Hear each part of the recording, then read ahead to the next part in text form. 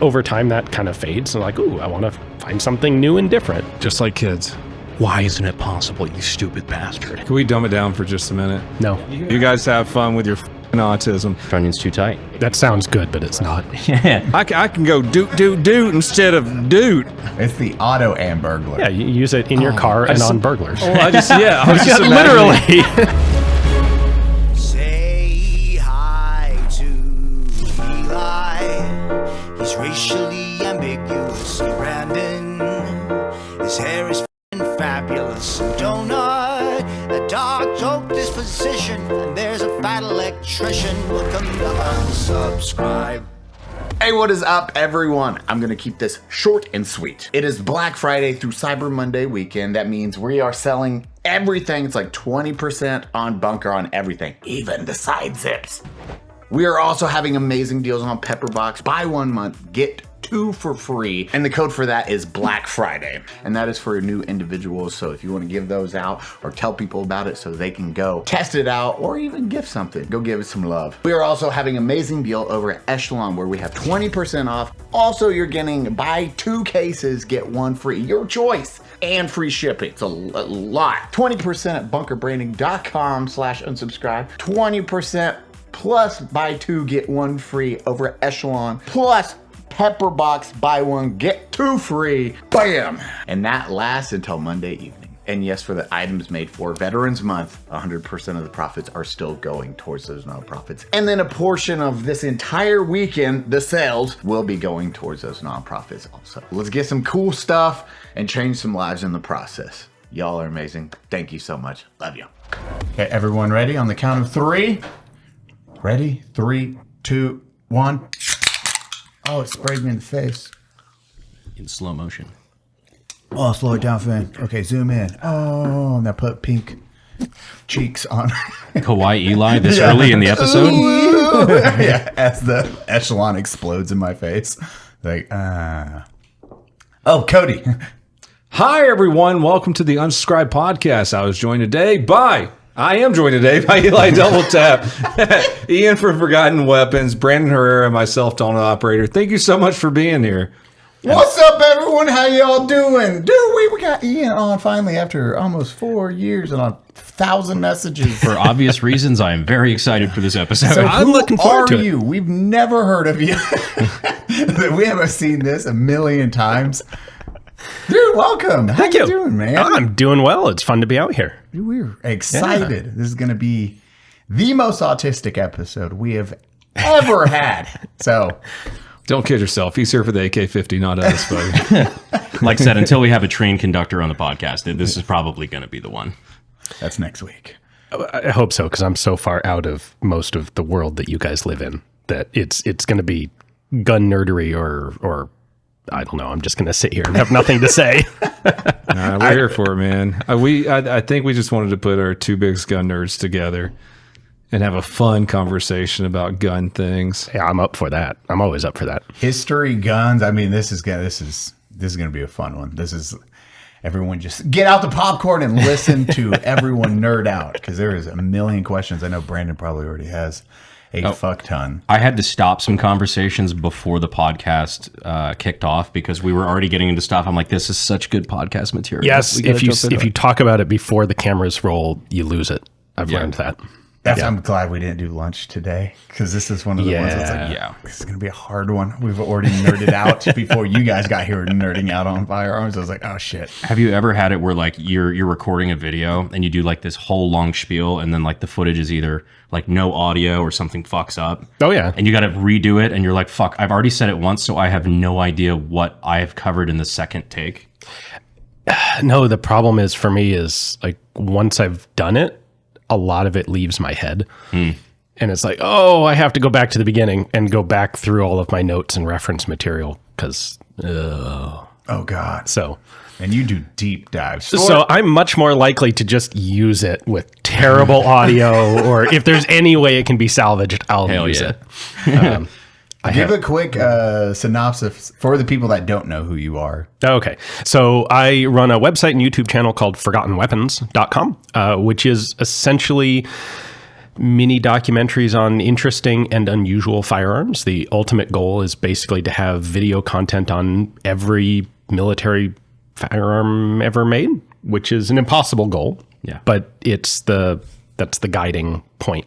But God damn, are you close at this point? You know, the thing is, I'm never going to run out. Yeah. They're fractal. Like, you know, oh, you should do a video on the AK. Well, okay. There's 9 different countries that made them. Okay. And then each country did, well, we got the milled ones, then we got the stamped ones, then we got the 545 ones, and then we got the 556 ones. And then inside each one of those branches is just another fractal set. But I mean, right Always. now, you are the guy. That's crazy. I didn't even think about that. If I'm looking up a specific weapon, history about it, knowledge, or anything, your videos are the first one to pop up. Hey, Cody, would you mind removing that dagger from my ribs? Well, it's like if I'm going for a historic, like the G, what's the with the PSG-1 or the G11? The G11 is a good example where it's like those, I just want to see the internals really quick. Because you have that completely different side of content, which you both are crushing, and you get to see the difference on how you present it. I feel like you're the only one who's really gotten hands on the G11 in like a meaningful way. Jonathan Ferguson has. Oh, that's true. Well, yeah. Well, he's cheating though. He's got a massive collection to choose from. Which one was the G11? The The grandfather Kraut clock. Space Magic. The brick-looking one. Gotcha. Call of Duty Black Ops 1, I believe.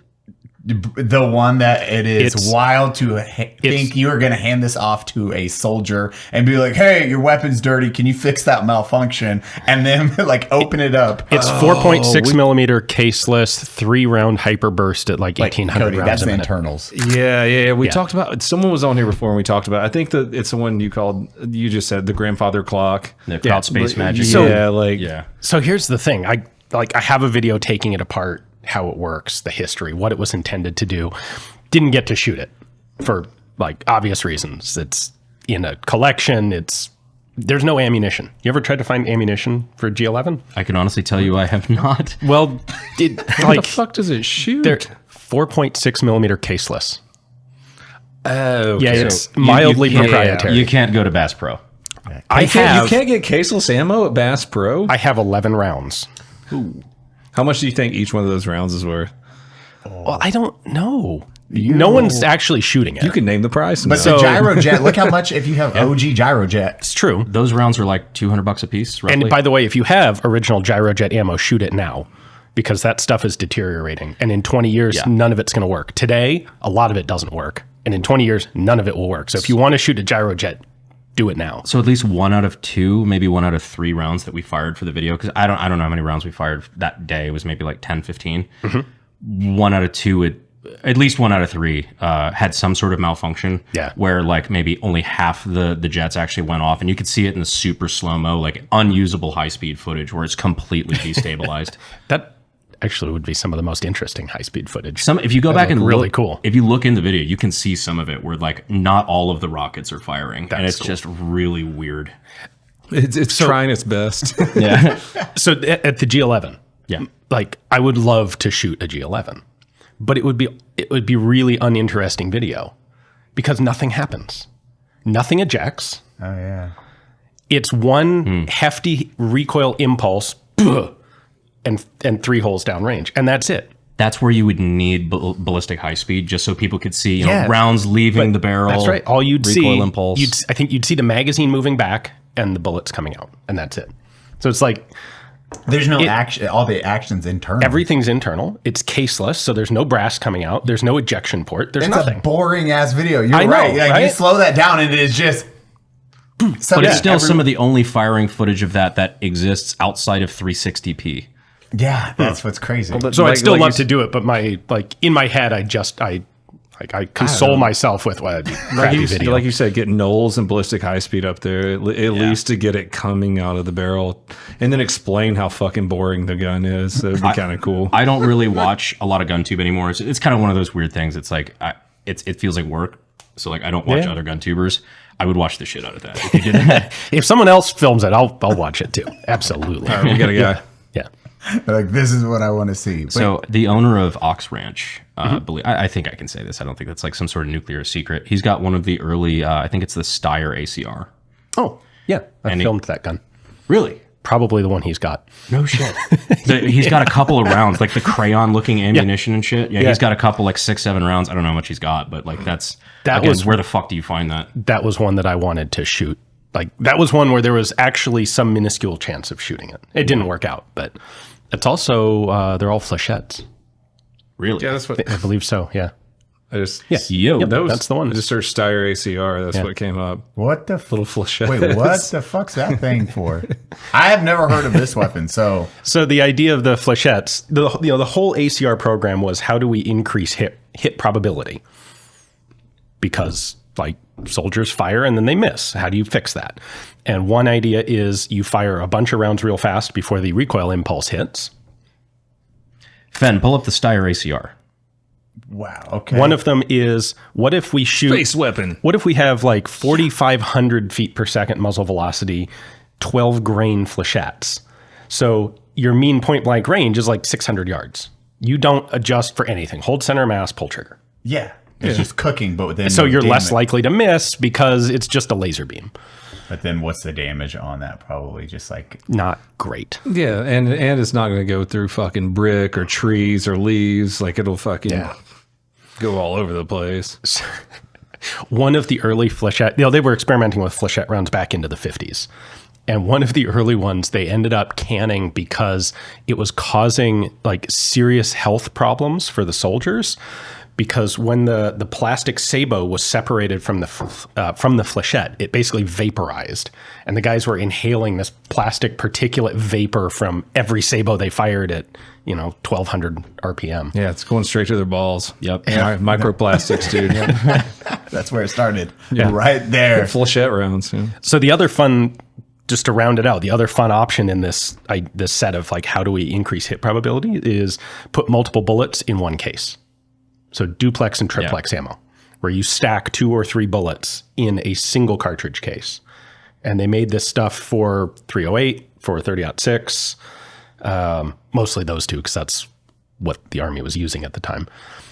And then the idea is you have one point of aim and the bullets spread out a bit, and you get the same effect as with 3 rounds out of a G11 or 2 rounds out of an AN-94, but it's one cartridge, and it fires. You don't have to have hyperburst because you're firing 3 bullets with one case. How was the downfall on that though? Because it doesn't sound. I understand in theory you're like, oh, we'll just put it all behind the single bullet. They're just in a line, but it seems like it would. So like 30-06 triplex, you got 3 bullets, but in order for the gun to not catastrophically fail, the 3 bullets have to weigh the same as your normal 1 bullet. So you're firing 3 50 grain bullets. It's essentially 3 light 32 autos. Yeah. There were issues of accuracy. You don't want the bullets to like actually stack on top of each other, but you also don't want them to go super far away. Yeah, you want like a slight, because again, think about it at 100 yards. This turns into this really quickly. So you're like, okay. So I've actually done some shooting with duplex 308, and it was like at 100 yards, we got about a 12-inch spread between the bullets, which I think is really good. Yeah. Like that's that distance of, if you have a perfect shot, you might get 2 hits, but you'll definitely get 1. Yeah. And if you normally would have just missed, one of those 2 bullets will probably hit. A lot of the downfall of this stuff was old school people in administration who were brought up on marksmanship. And how do you have marksmanship when there's 2 bullets? It'll never hit where you want it to hit. Therefore, not possible. I'm trying to figure out like what makes that better than a shotgun with a good choke. You have a lot higher muzzle velocity and a lot better ballistics on an actual Spitzer bullet. You're still getting 3,000, 2,700 feet per second. The only problem is when you go to 400 yards, you've got like the Pulp Fiction where there's like 6 hits around the guy.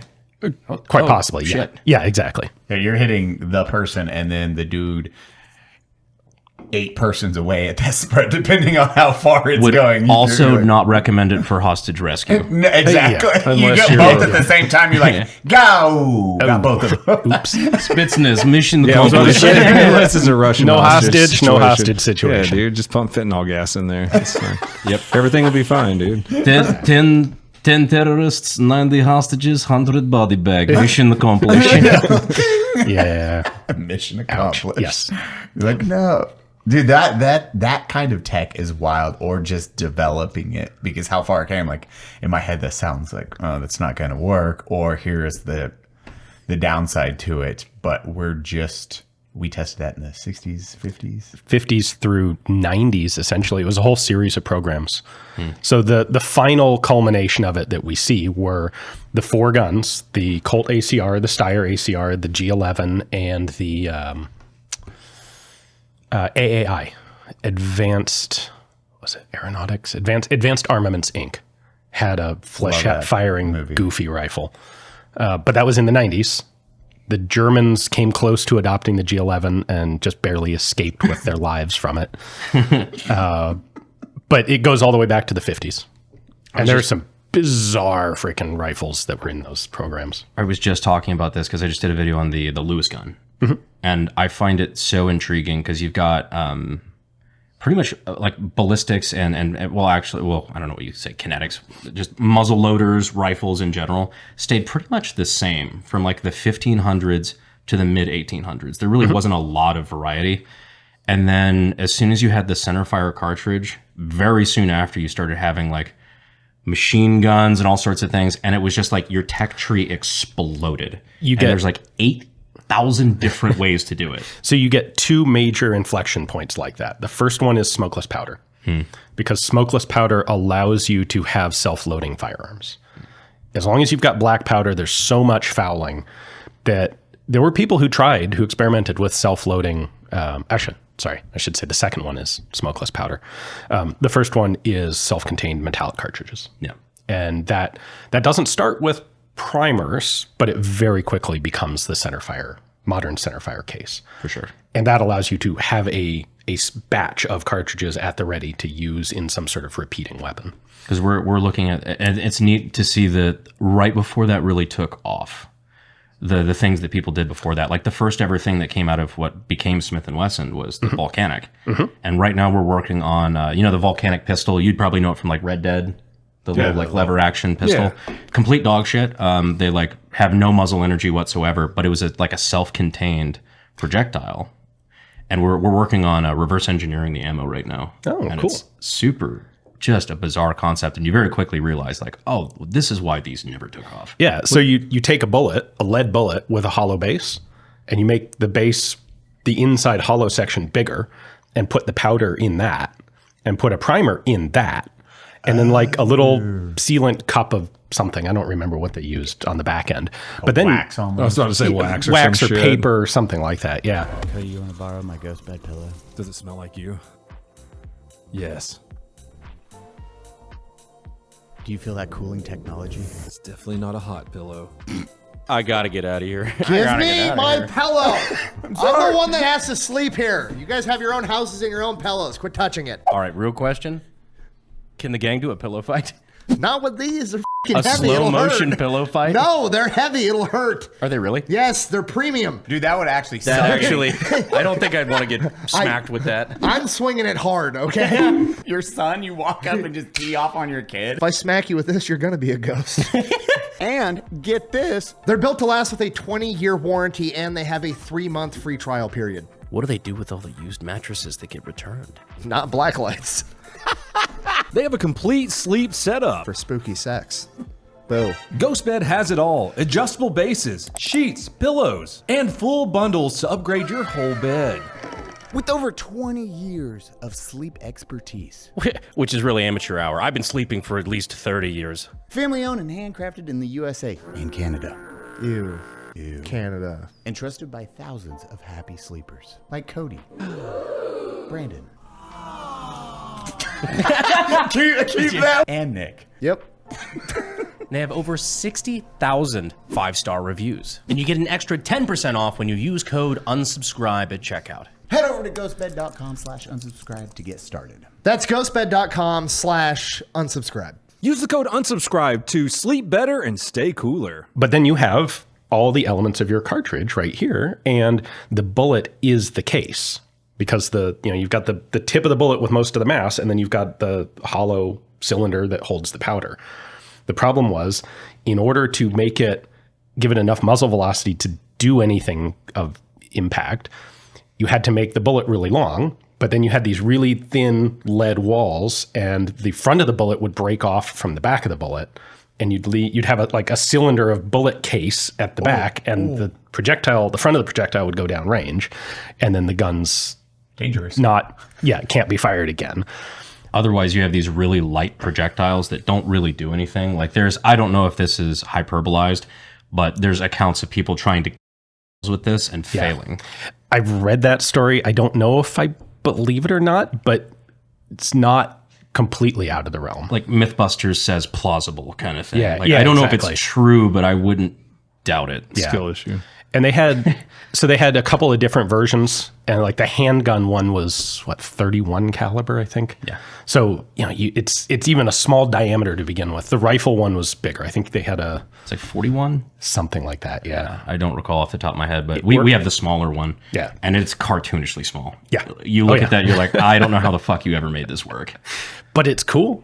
It's really neat. So beyond the Volganic, there was a whole series of pistols that were manually operated with ring trigger levers that mostly came out of Austria. And they are neat guns too. Like there's some with little 5-round clips.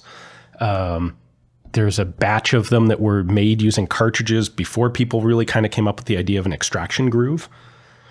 So the base end of the cartridge is just solid. And there is no, the extractor doesn't grip on a groove in the cartridge. What does it do then? I don't remember. I knew you were going to ask that. The second you said, you're like, I don't remember how they did that. I don't have the answer to the question I just made. It's neat. I was just like, that's a neat way of doing it. What did they do instead? Yeah. Fuck. Yeah. Science. Magic. He doesn't know podcast is over, dude. You're the professional. Soiled it. What the fuck, dog? What the fuck? No, they're all super janky. It's super neat too, because like a lot of the early cartridge stuff, you got like the pin fire stuff. Yeah. Which that was the needle rifles and stuff like that. It's just super. The Needler. So just strange. What makes those the situations? Halo Needler. Yeah, that's what you're talking about, right? Oh, totally. That was old tech. Explodes inside the little homing bug. missiles to kill somebody. What makes those periods so cool is someone will invent new technology and patent it. And a lot of people don't really understand how patents work. Patents are temporary protection. The idea is if you innovate and create a new product, you're rewarded with a monopoly on that product for a limited period of time. So that Bob, the inventor in his garage, doesn't invent something super cool and then Megacorp just copies it and he gets nothing. Bob gets his limited time monopoly, which people can argue pros and cons on that system, but Edison had some words about it. Right. Oh yeah. It's Contracts and lawyers, my friend. It is not without controversy, but that's the concept. And what happens as a result is when the new technology comes out, like smokeless powder, all of a sudden it's now feasible to make self-loading systems, semi-auto, full auto guns. And the first person who figures out like the obvious way to make it work patents it. So the next guy is like, well, this is a huge open market. I want to make a machine gun, but I have to do a different thing than that guy did. So, well, okay, here's the second best, most obvious, efficient way to do it. And he does that and he patents it. And about 5 years in, there's still people out there who want to make their fortune in this. But now like the 85 best ways to do it are patented. And then you start getting these really bizarre workaround systems. And at like 17 years after the tech comes out, all the bizarre stuff goes away because now the good way, the patent's expired. And now everyone can do that. Like that's why we have Browning pistols still today. And we don't have Bergmans and Nambus and all the other really janky early semi-auto pistols. It is cool as they are. Oh, they're super cool, but would you want to carry any of them? The Mandalorian does. That was, I have wait. questions about that. Like, there's only one place that PropMaster found that gun. You think? There's only one gun. Where else do you find it online before the Mandalorian comes out? So it's like the Bergman. What is it? I posted it. It's like the M. What is it? The M95. It was 1892 or 93. Okay. Because it was what they copied for the Mandalorian was the very first prototype Bergman. Not even the first standard model, but the prototype. Yeah. Oh. So when that came out, I got a lot of messages from people who were like, "Oh my god, it was either like, oh my god, they found one, or oh my god, they ruined one by turning it into a blank or something for the movie." Oh shit! And the answer is no, they totally didn't. It's a resin model. The Bergman 1896. Yeah, it's not. Oh, yeah, but that's not like. It's not. It's an earlier pattern. Yeah, I didn't know because there's clearly like a couple differences there, but like like on the, I don't know what you call that, but so that's the loading gate. Yeah, that's actually a thumb lever that you pull down to put the clip in. Okay, but if you look here, it's got a not yet. It wasn't. It's got a cleaning rod on the side, and that's only found on the original prototype example. Oh, so they actually had an OG. So whoever Ben, please actually pull no, that they up. made it out. They created that thing out of resin or something. Yeah, but they seen that. They had to deep dive to find that exact. And as far as I can tell, there's only one place where they could have found it. And that's. But I never heard from anybody. No shit. But if the armorer for the Mandalorian is watching this and would like to spill any details, I'd love to hear them. Yeah, please comment. Because it's such a cool Star Wars throwback. Yeah. Because the original Star Wars was all done with World War II guns with stuff glommed onto them because that's what was available and easy to use. Lewis guns, MG 34s, fucking STG 44s, all that shit. I can't. Okay, so side cool Sterlings. story. Well, just really quick, I never realized patterns. The way you just described that is how. When you teach AI the exact pattern, it's the shit that gets it super far, but whatever is the most efficient way gets to the front of it. What you're saying with that, the 17 years of bad tech don't make it to the front. It's, hey, this is the best, easiest method that is proven. Oh, something else comes along that's better than that steps. That's AI training to a T. Well, I mean, you could also just say it's just I. Yeah, that's what I'm saying. That's it's how, like, it is that's how we did it before they did it. I just never thought of it like that. I was like, oh shit, this is actually in that exact line is how it's done. I just never had a picture. That was the tech bro equivalent of looking at the scar in Fortnite and going, oh, they made the Fortnite gun. I know. I was like, wait, holy shit. I never looked at actually patents like that where it's like, hey, most efficient thing's going to get proven. It's like, holy shit. Yeah, actually, that is actually how that works. Huh. No, that's just clanker cultural appropriation. Yeah, That's what that is. Takes a lot longer. It's not like I ran it for 1 hour. It takes 30, 40 fucking years. But yeah. Anyway, sorry, your cool story. Oh, I came this close to making a fully functional Hoth Trooper. What was it? A34 blaster, I think.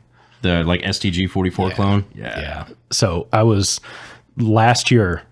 Finnish Brutality was held in the winter. So I'm Great going. time to go to Finland.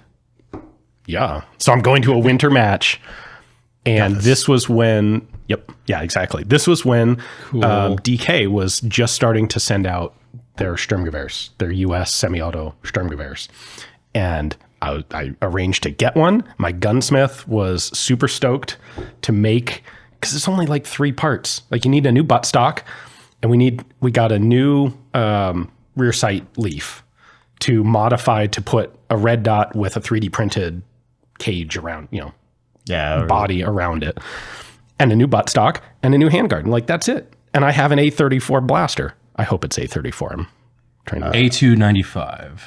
A295 blaster. Okay. At any rate, the problem was that's not complicated. No, because they took actual Sturmgewehrs when they did the movie and just bolted some crap onto them.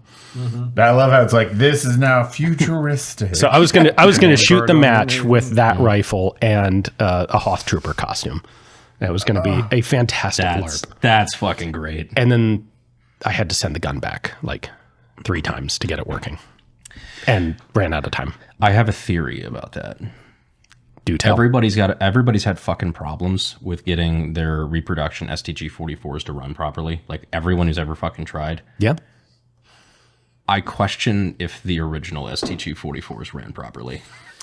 So there was a massive QC like scrap rate. Yeah. On the production of Sturmgewehrs, like massive, like 30% of the receivers. Oh my fucking god. Yeah. But they're just stamping them out so fast that whatever, throw them back into the smelter and they had keep some going. stuff going on at the time. Yeah, there were other issues.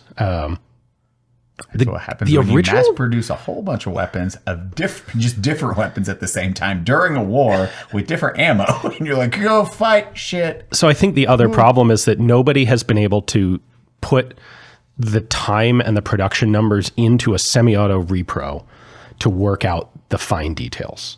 And when the Germans are doing this during the war, they are stamping them out by the thousands. Yeah. And so you have the scale to be like, oh, we need to change, that tolerance needs to come in 1,000. And they work out the problems. With the semi-auto guns, they're always expensive enough that there's never enough scale. Like, you have to make 1,000 of the things, 1,000 of anything in a production line before you're going to get close to having it actually reliable. Not only that, but this is getting like real in the fucking weeds really early. But I think that there's a difference in the actual cartridge. Like 8mm Kurz is, I think the modern PPU stuff is like a different spec. I heard people saying that you needed to do something to your feed ramp to be able to fire modern ammo. I've seen that. I'm pretty dubious about it. Really? Yeah. For one thing, it assumes a very high level of quality control on the part of the original German ammo. If you ever want to have a fun time, grab some headspace dies and go find a stack of original Sturmgewehrs and check their headspace. Because like 30 thou excess headspace is not particularly uncommon on a Sturmgewehr. What does that mean? It's not great, but it works. This is, and anyone out there that doesn't know, it's the STG-44 Sturmgewehr. Yeah. This is the assault rifle. It's one of the first of its kind. That and the MP4. So the MP43, the MP44, and the Sturmgewehr 44 are all the same gun. Okay, but this is that brand new tech, future tech. It's largely regarded as like the father of the modern assault rifle. Yeah. It's not technically the first, but it is the first to be put into mass production, used in the field with the tactics of an assault rifle. Speaking of Schmeiser guns that were like their firsts, I just got, after 5 years of hunting, and this is like fucking a week ago. I'm super stoked.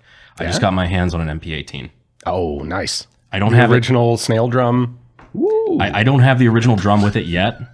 But so that's fine. You're probably gonna have Cody or like, you're probably gonna have better luck with repro drums anyway. Yeah. So just shoot it with 8-round sticks. Yeah, exactly. And that's not a fucking problem. But Cody, it's the Battlefield One gun. Yeah, they actually went back and made they actually went back and made that gun after the movie came out or the game came out. It's just like Fortnite, Eli. Yeah. Okay, that makes way more sense. Dude, that's really cool. Good. Me and Eli have never used our cell phones so much in the podcast. I'm like, what are they talking about? The 1734566. I had a chance to shoot a Viller Perosa. That is not. I having shot that, it is not the first submachine gun because it is unusable as a submachine gun. It is a little tiny, ought to be tripod mounted thing. Yeah. Yeah. That bad? Oh yeah. Oh yeah. What's it called? Viller, VILLAR -PEROSA. It is like 1,100 rounds a minute, 9mm Glicenti, 2 barrels with spade grips and thumb triggers. What the fuck is that? Technically operable. It's kind of like the show shot or the show shot. Yeah. I don't know. Show shot. Show shot. Yeah. I've had the opportunity to pick up a couple, and I always eyeball it. Like, man, I don't know. Guys, did you know it's Smooth Sack Summer? Damn right it is. I need to quit. Feel how soft they are. Was this a scratch and sniff? Wow, those are soft.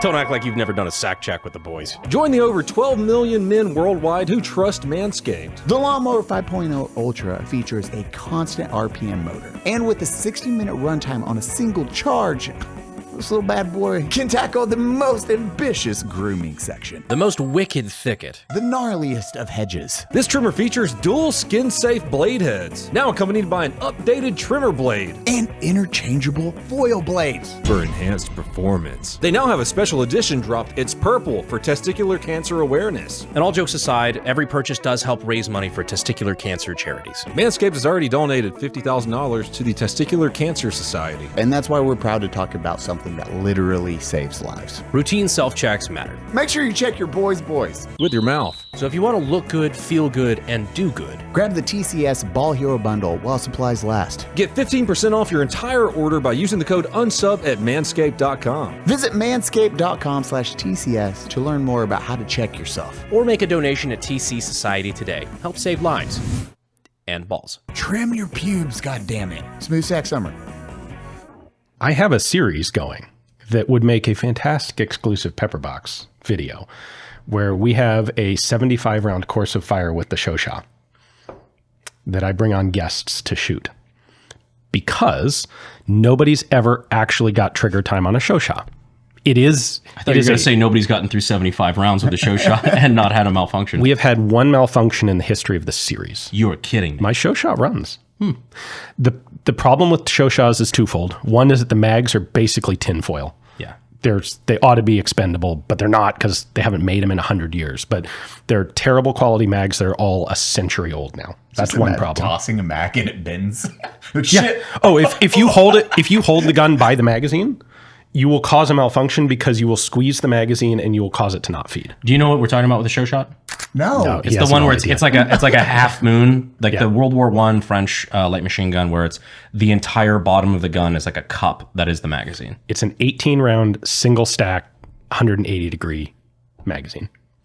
18 rounds. That's it. Yeah. Yeah.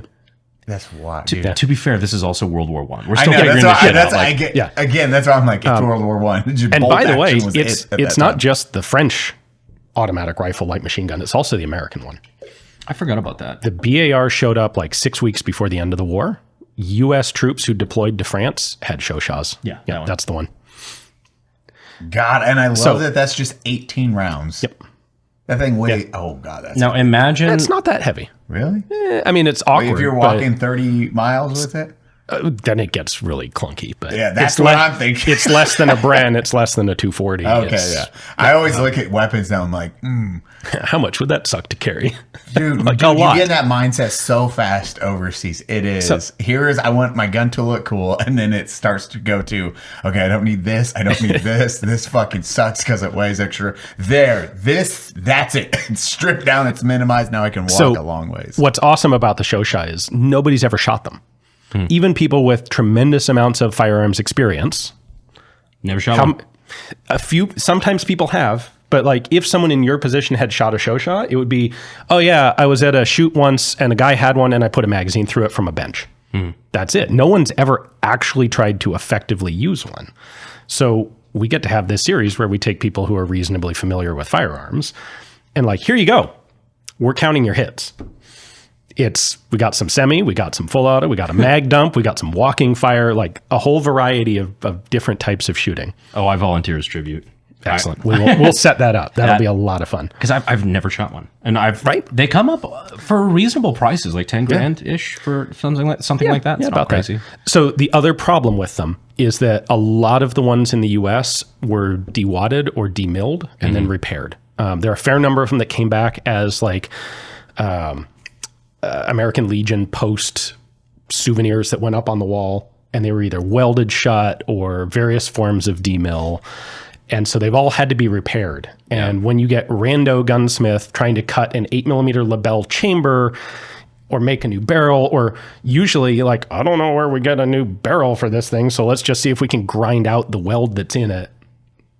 That's a recipe for gun not work very well. I have had this theory for a while now, and it drives me fucking crazy because the more I see, the more I know it to be true.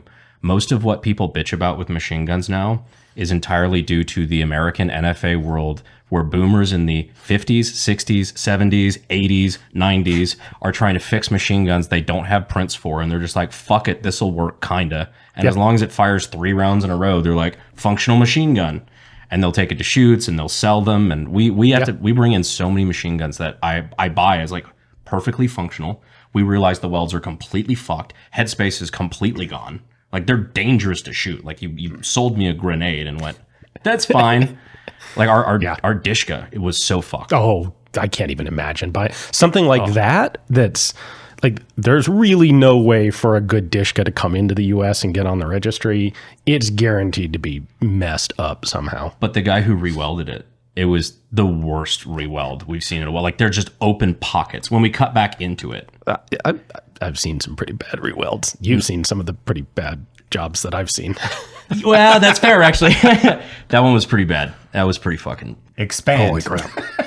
At one point, he did a video on, we call it like the most cursed crank. Like it was fucked up. It was not recognized as being a bad gun. That was the first, we took it to the range as part of a shoot. A guy I was with, and he brought it out because he hadn't shot it before, and it's his new post-sample crank. And one round fired, and the entire gas block assembly goes downrange. Yeah. And it only got worse from there once we started to look. Like, I didn't really look at the thing closely because I've done some video on cranks. Like, they're super cool, but I'm focused. Like, I'm working. I have these 3 guns that I want to film, and it's a quasi-public shoot, so it's going to be tricky to work with anyway. And so he's going to bring that thing like, okay, that's cool, dude, whatever, have fun. And, there was a lot of grinder involved in building that gun. It was not safe. Nothing about what was the first clue? Perhaps pieces of the gun going downrange? That and like the amount of grinding on the locking lugs. Like for our Dishka, it was the locking flaps were ground down, which is always that's the thing that stops the gun from exploding. So that's really cool. Those are important. But yeah, no, we ended up because we saw your video. I'm like, we'll just rebuild it for the guy. Like we'll actually make really it. Cool. Come back to life because he's a really cool guy. Like I like him a lot. Yes, I don't want to cast aspersions on the guy because I don't think he looked at it closely either. No, he had no idea. By the way, this is a good lesson for everybody. If you buy a new gun, look at it, like examine it before you shoot it. This applies to milsurp stuff too. It's not very common in the US, but in Europe, it's not uncommon for people to forcibly deactivate guns, effectively destroy them, so that they don't have to be registered. And this can mean like drill a hole in the chamber. And then sometimes we drilled a hole in the chamber, but we don't want it to look like it's got an ugly hole in it. So we filled in the stock, or we put a new stock on it and didn't bother to put a bar in the chamber or anything. And then it gets sold, and then the third guy it gets sold to doesn't know it's deactivated and goes and fires around through it, and it just blows through the bottom of the stock and hurts someone. You figure it out pretty quick. Yeah, but look at guns before you take them out and shoot them. Especially like the older something is. Like it's not bad to, I don't know. It's kind of a weird thing to say like, oh, you should own a headspace engages for every caliber you have. But really, like headspace engages are a really, really nice entry level tool. Yeah. I think on the older ones, especially if you're taking them out, because those I always look at as the ticking time bombs. New shit, I'm like, a lot of tech went into even building this for the most part. Should be pretty good. Old shit is the one where it's like, I'm going to have somebody look at it before I touch it. I'm like, when I was building AKs way back in the day, my cop-out for not having head spacing dies was that I only worked with matching parts kits. I mean, then I don't have to worry about it. And at the time, that wasn't a big deal. I mean, that's better. That's objectively like, okay, it went together properly the first time this way. Because if you have like virgin parts kits or you have non-matching kits, then you really have to you have to be careful with headspace. Yeah, you have to. But matching stuff, you're like, well, it was good enough for Bulgaria in 1968. Then you go to like Kujir and look at it and you're like, ooh. Or can we dumb it down for just a minute? No. Yeah. You had to explain to me what God damn it. I'll see myself out. You guys have fun with your fucking autism. The one thing you had to explain to me when I first met you is what a parts kit was. Yeah. So like specifically this is true for pretty much all firearms, but for AKs in general, in this case, you'll have importers that want to bring in kits to the United States. You can't bring in whole machine guns to the US. Up until recently, the Trump administration just reversed this, but you couldn't even bring in machine gun barrels. So like original barrels for anything that was a machine gun, AKs, whatever, had to be cut up in multiple pieces. Receivers have to be cut up in like 3 pieces. So a kid is getting pieces of a gun. Yeah. I have this AK that I want to sell to the Americans. Yeah. But you can't import a machine gun. Well, if you take it apart enough, eventually you'll find the one part that is a machine gun by itself. That's the receiver. Yeah, and sometimes it's like chopped up into vertical pieces. It's torch cut. Yeah. Now, they used to be saw cut, which used to be way easier to rebuild. The rules on how it can be... the idea is you destroy the legal machine gun part, And then you just import everything else, and it became known as a parts kit. Yeah. And the rules for how the destruction has to take place have changed over the course of decades. Yeah, and when I first met Brandon a couple of years ago, I thought he was a fucking magician because he was like, yeah, here's a parts kit. Here's this piece, this piece, this piece, this piece.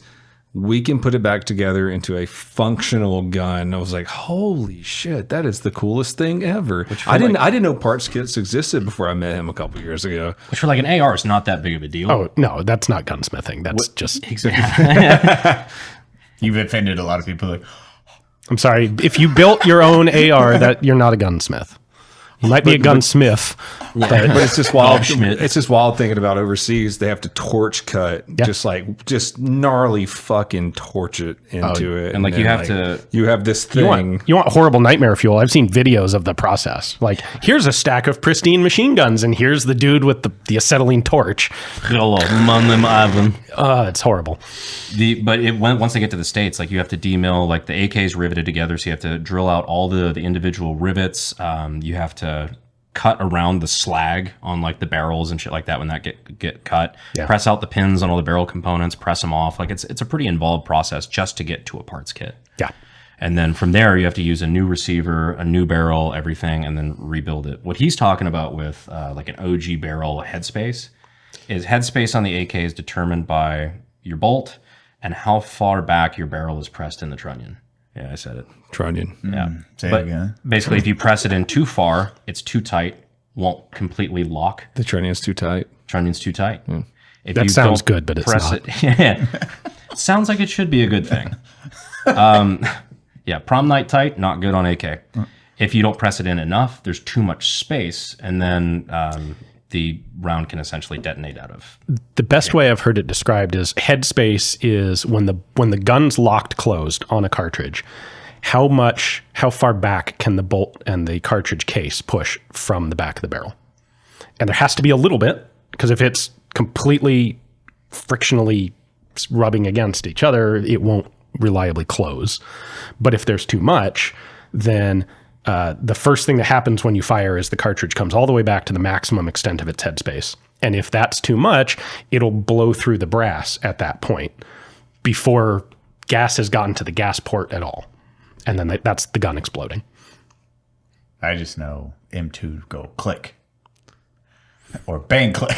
M2's got a great system. I know, that's the only time I've ever infantry used. man. I know, that's the only time I ever fucked with head spacing. When I am army, I am in army do thing, bullet boom. This piece metal say go, this piece metal say no go. Yeah. Okay. And that's the army dumbing it down as much as possible. We're like, okay, unscrew C window, 3 turn. Okay, it go bang. And that's why you've got like field gauges and stuff, which is what they issue to troops. Basically, like when this closes, bring the gun to your armorer. Yes. Uh-oh. 3 bad men. Because you've got like go gauge. Oh no, bad headspace. When we're talking about like headspace gauges, you've got go gauge, which means it can close. Like that's a good thing. You want it to be able to go. No go means okay. Well, it just closed on this. That shouldn't happen. So it's out of headspace. Field gauge is, this might explode. This is not usable. What? Yeah. Field gauge is this may have some wear, but if it doesn't exceed this, it's usable. Yeah. Like if it closes on the field gauge, you're like, Go and no go are what you use on a brand new gun to assemble it. And then field is a recognition that over time, the headspace will expand as things stretch and as you fire thousands of rounds to the gun. And if an old worn gun fails one of the go no go gauges, but if it fails the field gauge, don't use it. Yeah. If it swallows a field gauge, that's a grenade. Yeah.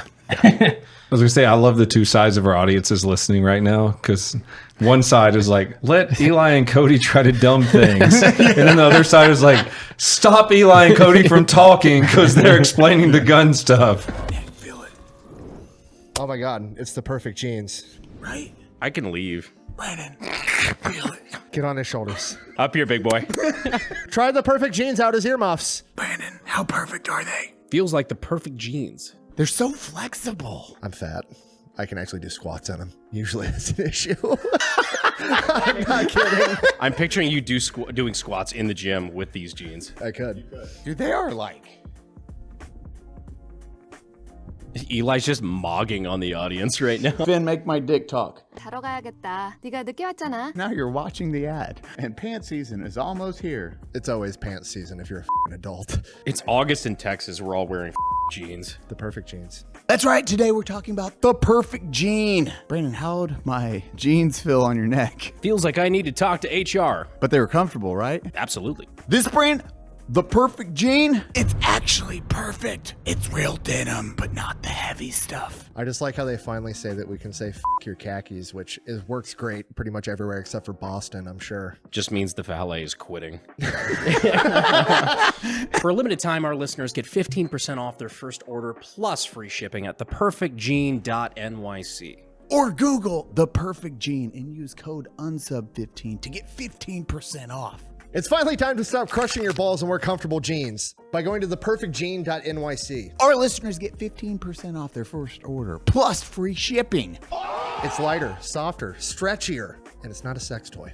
Not with that attitude. Use that one, Finn. And again, that's free returns, free exchanges when you use code UNSUB15 at checkout. That's 15% off at checkout for the perfect jeans. Connor loves perfect jeans. He does. They fit him really nice. Oh, pants. God, they're retarded. Okay, go on your A285 from Star Wars, which only you know about. You had your video game podcast last week. Let me have this. I'm like, what's going on? Gun shoot, guys. I know. I'm like, what the fuck? With actually, no, Dad, not again. Who is some of the gun content creators you actually started watching when you got into this field before? Oh. Were there any? Because you've been in there this were for a few. a minute. There were a few. So I started in 2010. You're an OG. Yeah. No, I'm like second generation of it because Hickok was already there, Iraq Vet was already there. Oh God, yeah. Who else? Ford. God, 2010 is the second wave. Oh, shoot, what's the guy's name? FPS Russia. Oh yeah, FPS Russia was the big one when I started. But so I didn't start it to be a YouTube channel. I started Forgotten Weapons as a text blog, largely because I was playing with a friend's collection and he had a bunch of cool documentary stuff. Like those old Springfield Armory photos. When Springfield Armory, which was the head of U.S. small arms testing and R&D, whenever they got something, they would take a whole batch of photographs of it, and then they go into the U.S. National Archives and they're public domain and they're available for everybody. And they would do like, left, right, top, disassembled, exploded view of the gun. And then if they did testing and something weird happened, you might get like, well, here's a picture after the barrel exploded. And there's, a hole in it. But they did this for every bizarre, weird gun that they tested. Some, Bob in his garage sends a gun to Springfield in 1912. They do it. We capture this kooky thing from the Nazis in 45. Springfield Armory is doing testing and taking pictures. And so it's this really cool resource of bizarre, weird, forgotten weapons. Yeah. And so I'm like, roll credits. So, yeah. Some of it, like, I'd love, we ought to have more access to this. It's hard to find these things sometimes. And then what really did it was a friend of a friend was a senior engineer at Colt and died. And he happened to have in his attic, like, manuals and drawings for the Pedersen device. Cool. The Pedersen device for the Mosin, the Enfield, and the Lebel. Okay, so now from that the Pedersen device. Yes, go on. It converts a bolt-action rifle into a semi-auto pistol caliber carbine.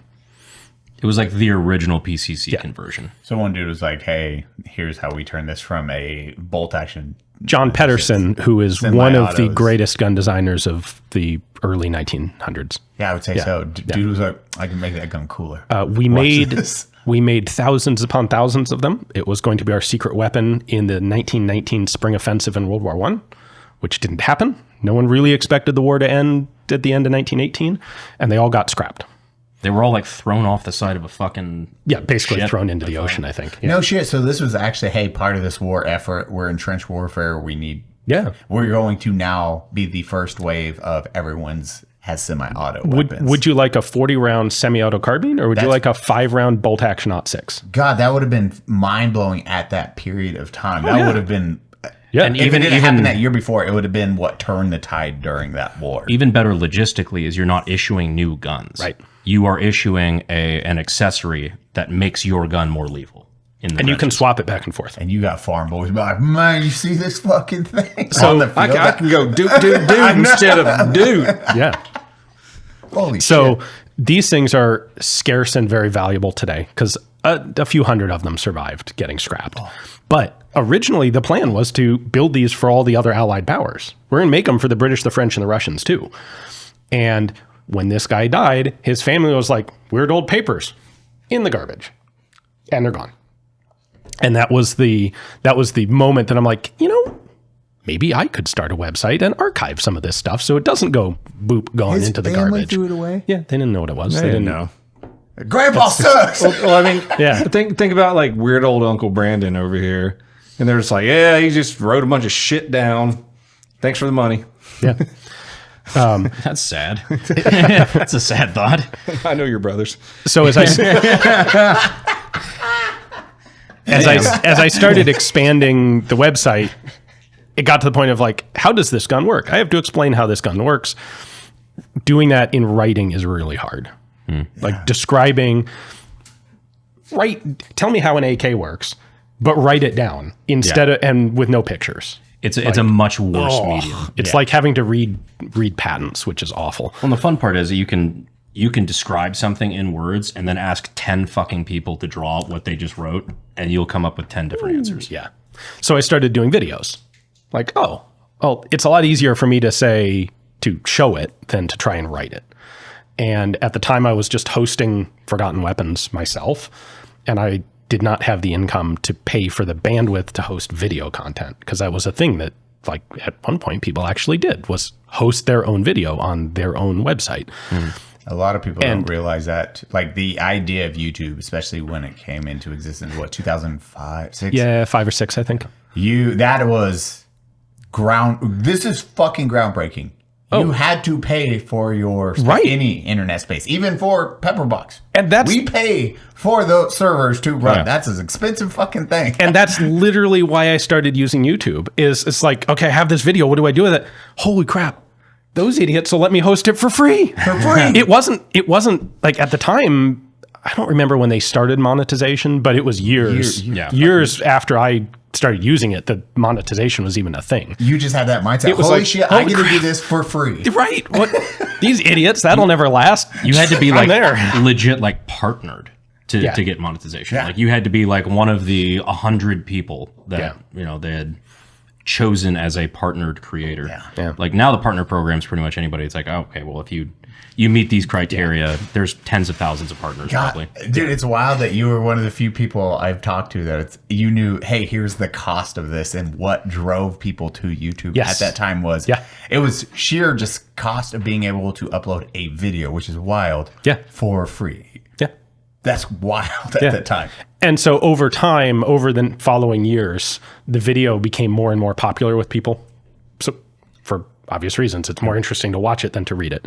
And so I started doing more of that. And today I still run the website, but it's basically just a copy paste of here's the video, here's the YouTube link, here's the description. I still write a reasonable description text for almost every video because they originally were, this is an article with a companion video on it. Yes.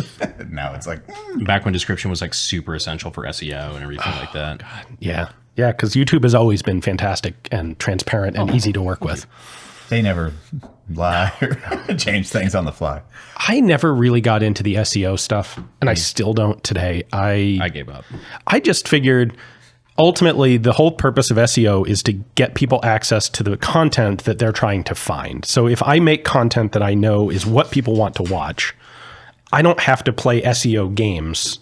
I can count on the SEO getting better over time and successfully leading gun nerds to my stuff, which appears to have worked. The only thing I do with SEO is try to make sure that somewhere in my description or title, like if you are looking for what I have provided, then you should be able to find it in search. Yes. Other than that, I'm just making content for my audience.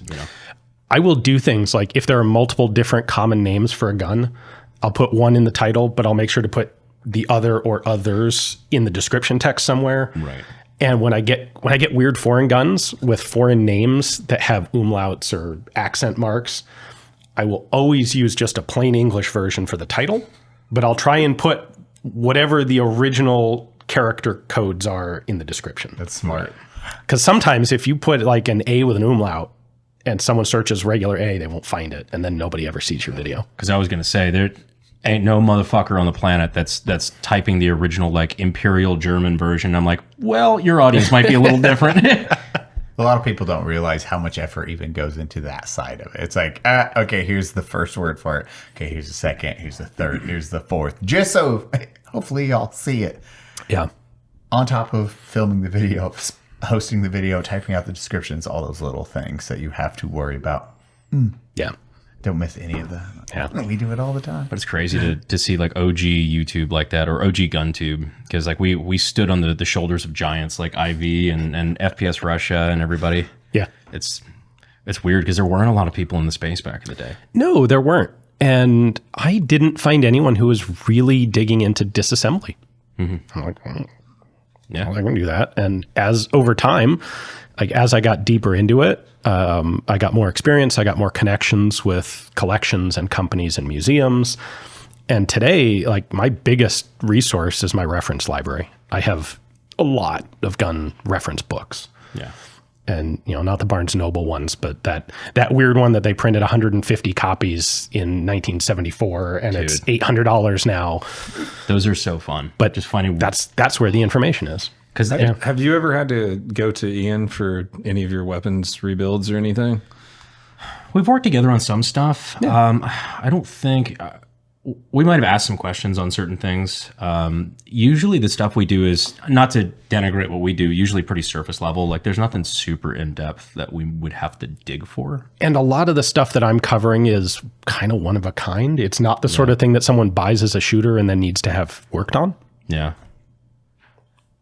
I was just asking because I've seen your place. It's a fucking arms museum. So I was just wondering if there's like some obscure thing you have to hit him up for his weapons manuals that he has from 1916. There's 5 of them and he has 1 of them.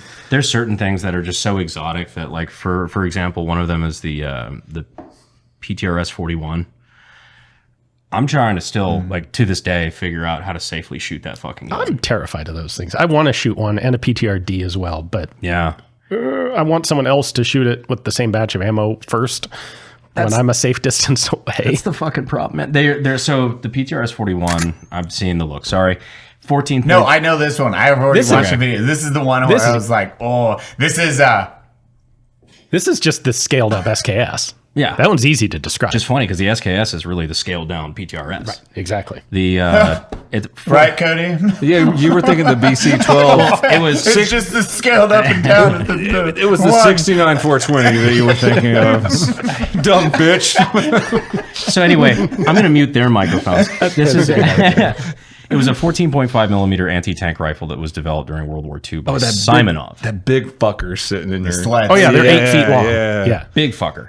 Not the sleds. That's the Lottie. Oh, okay. This was the Russian one that came out in World War II by Simonov. I read in Kalashnikov's book that he said that it was made in like 33 sleepless nights or something like that. The PTRS was a little longer. The PTRD was about a 1-month project. Oh, fuck me. We can talk about the PTRD in a moment because that one's even way more terrifying. I'm scared of that. The PTRD is basically the single shot or the bolt action But version. it opens by itself. It's great. It's a bolt action single shot. So open bolt, put round in, close bolt. But the bolt, the whole action is on basically a spring-loaded chassis. So when you fire, it absorbs some of the recoil by moving back towards you. And the cheek rest has a cam plate on it. So when the whole thing moves back, the bolt handle hits this cam plate, pops open, the residual pressure opens the bolt and ejects the round while it's still coming towards your face. Super cool. And it's a 14.5, which is it's like 900 grain bullet at 3,300 feet per second. Dynamite. It is an incredible cartridge. So it is the best anti-tank cartridge of World War II. They still use them in Ukraine. Yeah. Like still in use. So 50 BMG is 12.7 millimeter. This is 14.5, and it's noticeably chunkier. Yeah. It's the KPV round, isn't it? I think so. The KPV machine gun cannon. Not quite a cannon, but I saw one of those come up the other day too. I've seen some parts kits for them. Like, it's funny because you can get around destructive device laws in the United States as an SOT because, fun fact, if it's a semi or a single shot semi-auto whatever 40 millimeter, let's say 40 millimeter grenade launcher, that's a destructive device. As a 0702 SOT, I can only get 2 of those per year. If it's full auto, now suddenly it's a machine gun. So it doesn't fall under the destructive device category. I could buy as many as I want. You know, the other fun thing you can do with those, they're destructive devices because the bore diameter is greater than 50 caliber. What happens if you take the barrel off the receiver? It's now a rifle. It doesn't have a bore diameter if it doesn't have a barrel. This is why you can rebarrel a boys in 50 BMG. Yeah. And it's no longer a destructive device, but it is in 55. And you can take the barrel off of a boys, and you now have a non-regulated barrel and a non-regulated, well, a GCA rifle. If it's already registered as a DD, what happens then? Well, the receiver remains a DD. In theory, you could write to ATF and tell them to remove it from the registry. One of the other places where this gets goofy is like with AOWs, with the short-barreled shotgun pistols, the Ithaca auto burglars. If you have, like, let's say you have 2 that aren't registered. Fen, just start putting up, like, whenever we mention something, just put up the fucking picture of what we're talking about because the boys are lost. So here's the dumb thing. You take an AOW like that, you can't register it, legally speaking. But if you took the barrel off and put a different barrel on it, you could register it as manufacturing it with the new set of barrels, but not with the set of barrels that was originally on it. Because if it's already got the barrels, you're not legally manufacturing it.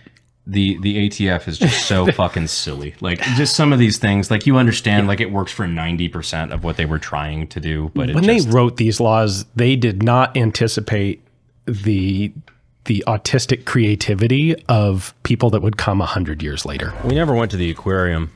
These lied to me.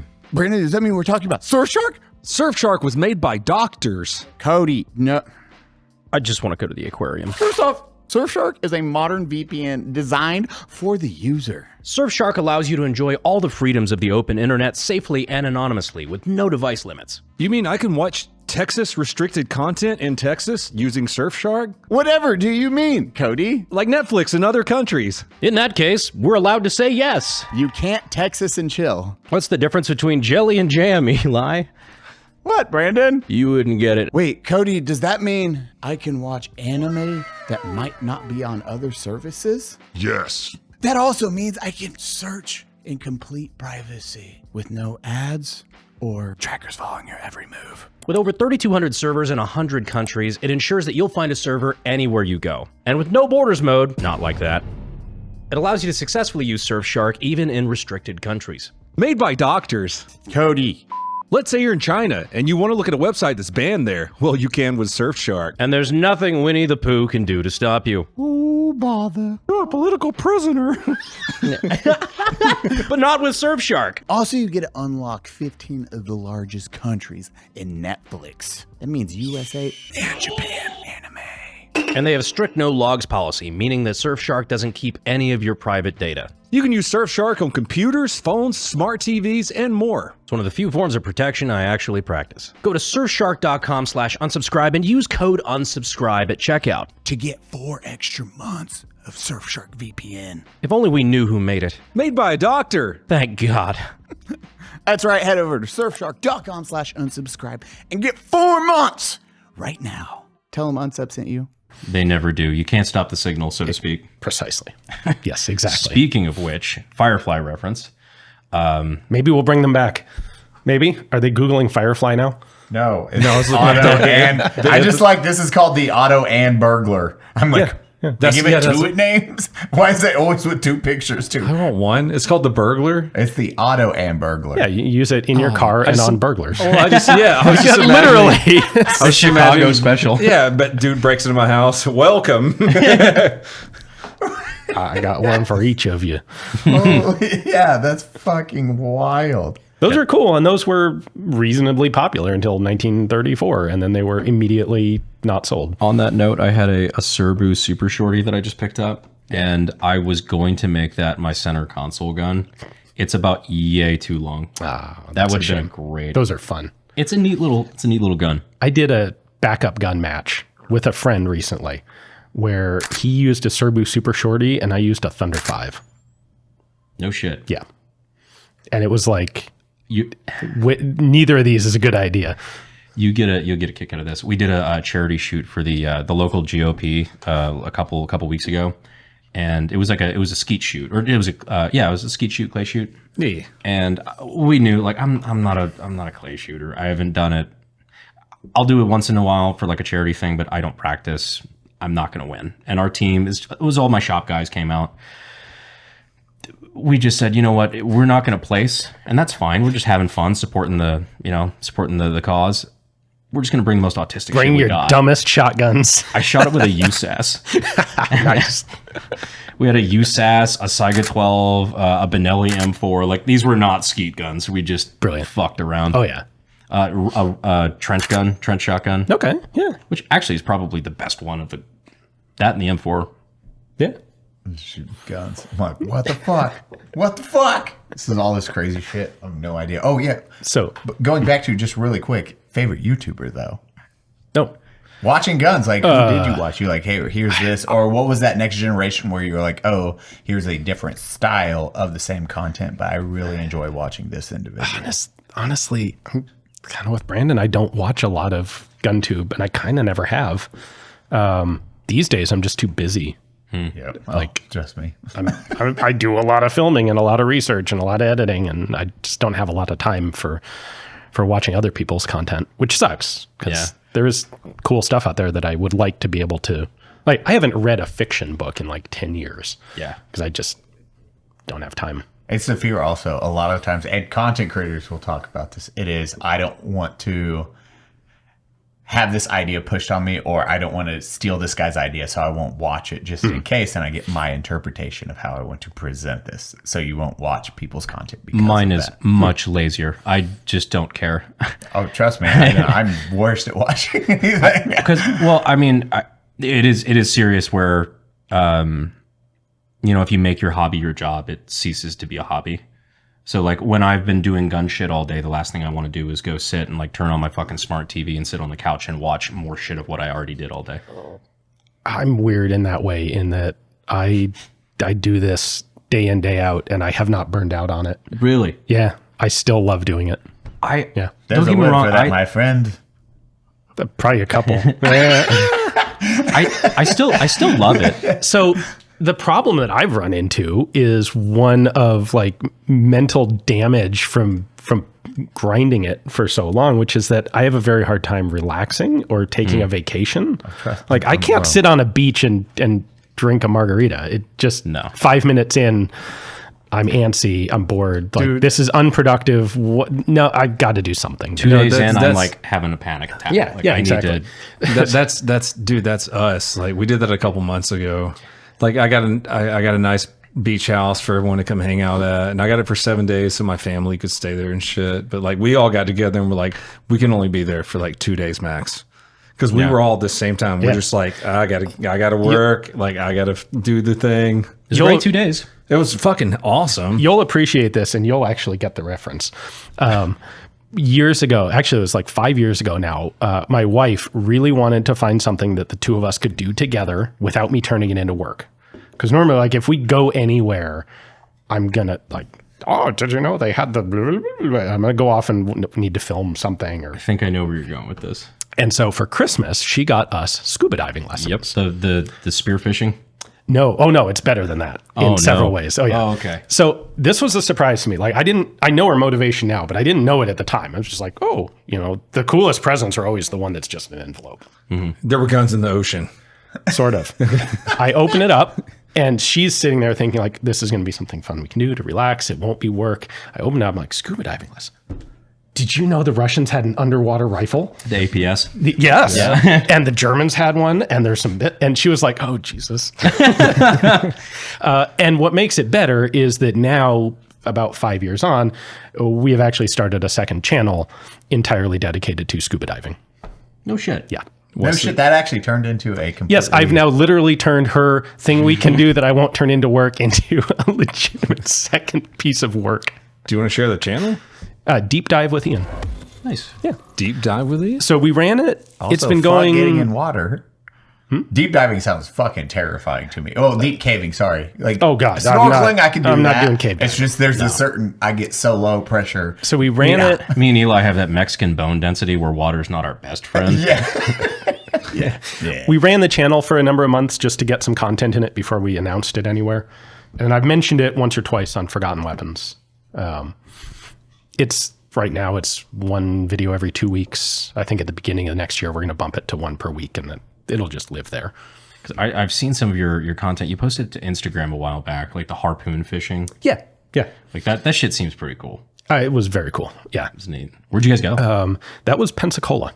Really? Nice. So that was a lionfish hunt. Lionfish are beautiful fish. You'll see them in aquariums all the time. Red and white striped with these big, almost floral looking fins.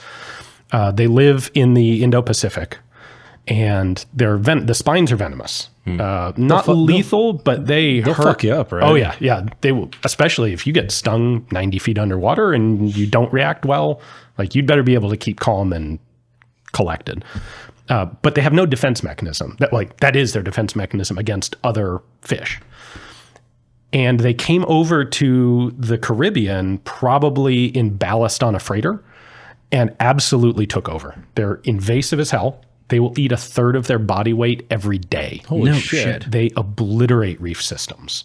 Very, very, very bad. And, cannot stress how they are hogs. They are the hogs. They're the hogs of the wild of the Caribbean, and now the entire coast of North and South America, like all the way down into Brazil, all the way up almost to New England now. Oh, shit. They murder these fucks. Yeah. Like that one guy, he shows the video. Oh, there's a guy with a classic guy with a Glock in Florida shooting the thing. Oh, I seen the guy with the spear, and he had to do a video explaining why he's killing all these things and put him in the little vacuum tube. Yeah. He's like, these are terrible. These are fucking god-awful. What really makes it bad is that nothing eats them. Nothing on our side of the world recognizes them as prey. So nothing eats them. Like there are lots of fish that could. Groupers could eat them. Sharks could eat them. All sorts of things could eat them, but they don't see them as prey, so they don't. Just hundreds of generations of not knowing what the fuck that thing is. So maybe that'll change over time, but in the meantime, the only thing that keeps them in check is human predation. And what's convenient is they taste delicious. That's what I was wondering. They are fantastic. Are they? Yeah. Have you cleaned one yourself? Yeah. Are they hard to do? Like no. Okay. Normally, the guys who are really good at it don't even bother with the spines. Like they're just dexterous enough; they know what to do. And if you're not, you just take a pair of scissors, and there's 3 or 4 separate spines, and you just, and then there's nothing to it. Like there's no poison in the fish; it's only being pricked by the spines on the outside that is dangerous. So you just take the fillet off each side and throw the rest into the water. Nice, man. How much meat does like one good one yield? Not a lot, or my wife and I measure them in tacos. Oh, nice. 1 taco, 2 taco, 3 taco. A 5 taco lionfish is about as big as you'll ever see. That's pretty nice. And that's like that That's big. pretty cool. Something about that size is typical. It's crazy. So there's no regulations. You can kill as many as you want. It depends on where you are, but it's a lot like hogs. In some places, like kill as many as you want with scuba in a marine protected sanctuary. We don't care, just kill them all. Although that's a very funny thought. You're like, oh yeah, I'm a professional harpoon lionfish poacher. Yeah. Normally, spearfishing is not compatible with scuba. It's basically seen as unsportsmanlike. Gotcha. It's too easy, and it'll decimate fish populations. And it did in the early days of scuba. So usually, if you are legally spearfishing, you're doing it free diving. You ever done it? Free diving, no. Yeah. The only thing I've ever spearfished is lionfish. Gotcha. We did the one day we it was a couple day trip, and one day was just kind of learning it, understanding it. How do I use the spear gun? And then the day we went out hunting, we did like 76 of them, 3 of us together, which is small potatoes by some people's professional standards. This is, imagine a piece of coral, and everywhere you look, there is a lionfish. This is like, they're not supposed to be there. So like, oh. But the funny thing is, their defense mechanism is spines. Mm-hmm. They don't know to run away from anything. You can have 5 of them in a space the size of this table, and you spear one after another, and the 5th one just sits there the entire time. Yeah. Doesn't recognize danger. Yes. Now, if you try to hit one and you miss it, they figure that out, and then they'll run. It's funny. That reminds me of the I don't know, the Instagram reels or whatever you see, where they build the little cardboard traps with the hole, where the birds will just walk onto it to get the feed, and just they'll watch their friends fall down the hole and just keep. Don't fucking think anything of it. Yep, exactly like that. Go this way. Oh, dude, I never knew that about lionfish. I thought that was always like this beautiful protected species. I never heard that before. Nope. Kill them. In the U.S., kill them all. In the Pacific, they're not an issue because they have natural predators. That was the first thing I thought when somebody mentioned going iguana hunting in Florida. Yeah. Because, in my mind, I'm like, okay, I've not really seen a whole lot of iguanas in my life. Right. You figure, like, that sounds exotic, should be protected. I had no idea that they were a massively invasive species. Yeah. This was crazy about a lot. Hogs are a good example of, were you just wasting their corpses? That's not right. And you're like, no, if we don't kill 700 out of 1 million, if you kill 750,000 of them, 1 million by the next breeding season. That's wild. That's why it's like, hey, no, we have to cur the whole horde essentially. And that's why you always see the videos of dudes just having fun with them, just on a truck with like a 50 maybe, just like plowing them down. They fuck up, like, especially Texas, the agriculture in Texas, they fuck everything up. Yeah. And there's so many people online that's like, you're not even eating them. That thing's like, no, they need to go. I'm a big animal lover. But they are worth eating. Like, I did a lot of when I learned to hunt, a lot of it was on hog. And the meat, if you process it well, it's good meat. Depends where you're at, too, I think. Yeah, if they're eating trash. Well, that's true. Yeah. And again, it is so many you have to kill just to maintain the equilibrium of that species. Like, and hogs, you can't eat everyone you shoot. You'd be fucked. I'm a big animal lover. Like, I don't like to kill for the sake of killing, that sort of thing. Like, I'm down for hunting, but like, I feel a little empathy for the animal. Hogs, I feel nothing. Like, those are just less than living creatures. The first time you see one gore a golden retriever, like, all bets are off. You're like, fuck you. Oof. We stabbed can't hogs. imagine. Yeah. I forgot about that. Yeah, we did the knife hunt with the dogs and everything like that. That was my first time ever hunting. Dang. Knives. They make different knife squeals. We have technology for this now. Nah, it felt good. We're going back. Because he's like, we go to Florida. Swords. We go to Florida for this hunt. And I'm like, so like, what kind of hunting have you done? Because this was years ago. We went down there. I'm like, so like, what's your experience hunting? He's like, I've never with a knife. He's like, I've never gone hunting before. I'm like, oh shit. Well, this is going to be a hell of an intro. Like, most people start with deer, duck, dove, something like that. You're like, no, Bowie knife, hog. Yeah, it was cool as shit. I mean, it's. I was very adverse to hunting because when I was like 14, I got shot in the face with a bow. Oh, it's like I really didn't want to go around hunting. Oh yeah, I got a hole in my head. Wow. Yeah, so I got a little hole right there. So I never really hunted. And we go down there, which was hilarious because it was me and you, Kentucky Ballistics, and Chuck Liddell. It was a wild crew. And they walked into a bar? Is this a punchline? No. Oh, we walked into a couple bars. I bet you did. Yeah, they had the fucking pits with Kevlar, so the hogs didn't gore them. And the pits would like grab it by its face and hold it down. And you just got this big fucking Bowie knife and you just shank it. I remember feeling kind of bad because I'd never hunted with dogs before in my life. And like, that always seemed a little like, I don't know. I'm conflicted about this. And have you seen Nature? Well, train dogs to fight. Well, for one, like if you're having, I don't know. I have certain reservations, but just the worst part about traveling in a bad suitcase? Being on the no-fly list. Cops. I was thinking more about the luggage and what it can carry. Oh, the luggage. Yep. Like, it's like easy to break into your luggage or not bright and colorful or pink. It's just a me thing. I hate zippers. I don't think you can say that. Today's sponsor has a solution for that, Cody. Who's the sponsor, Eli? NOBL. Are they zipperless? They in fact are. NOBL has completely removed the zipper, Cody. How did they do that? I don't know, but they do, because they've created zipperless latch lock design. Kind of like a safe. See, the two halves meet with a tight seal. I should call her.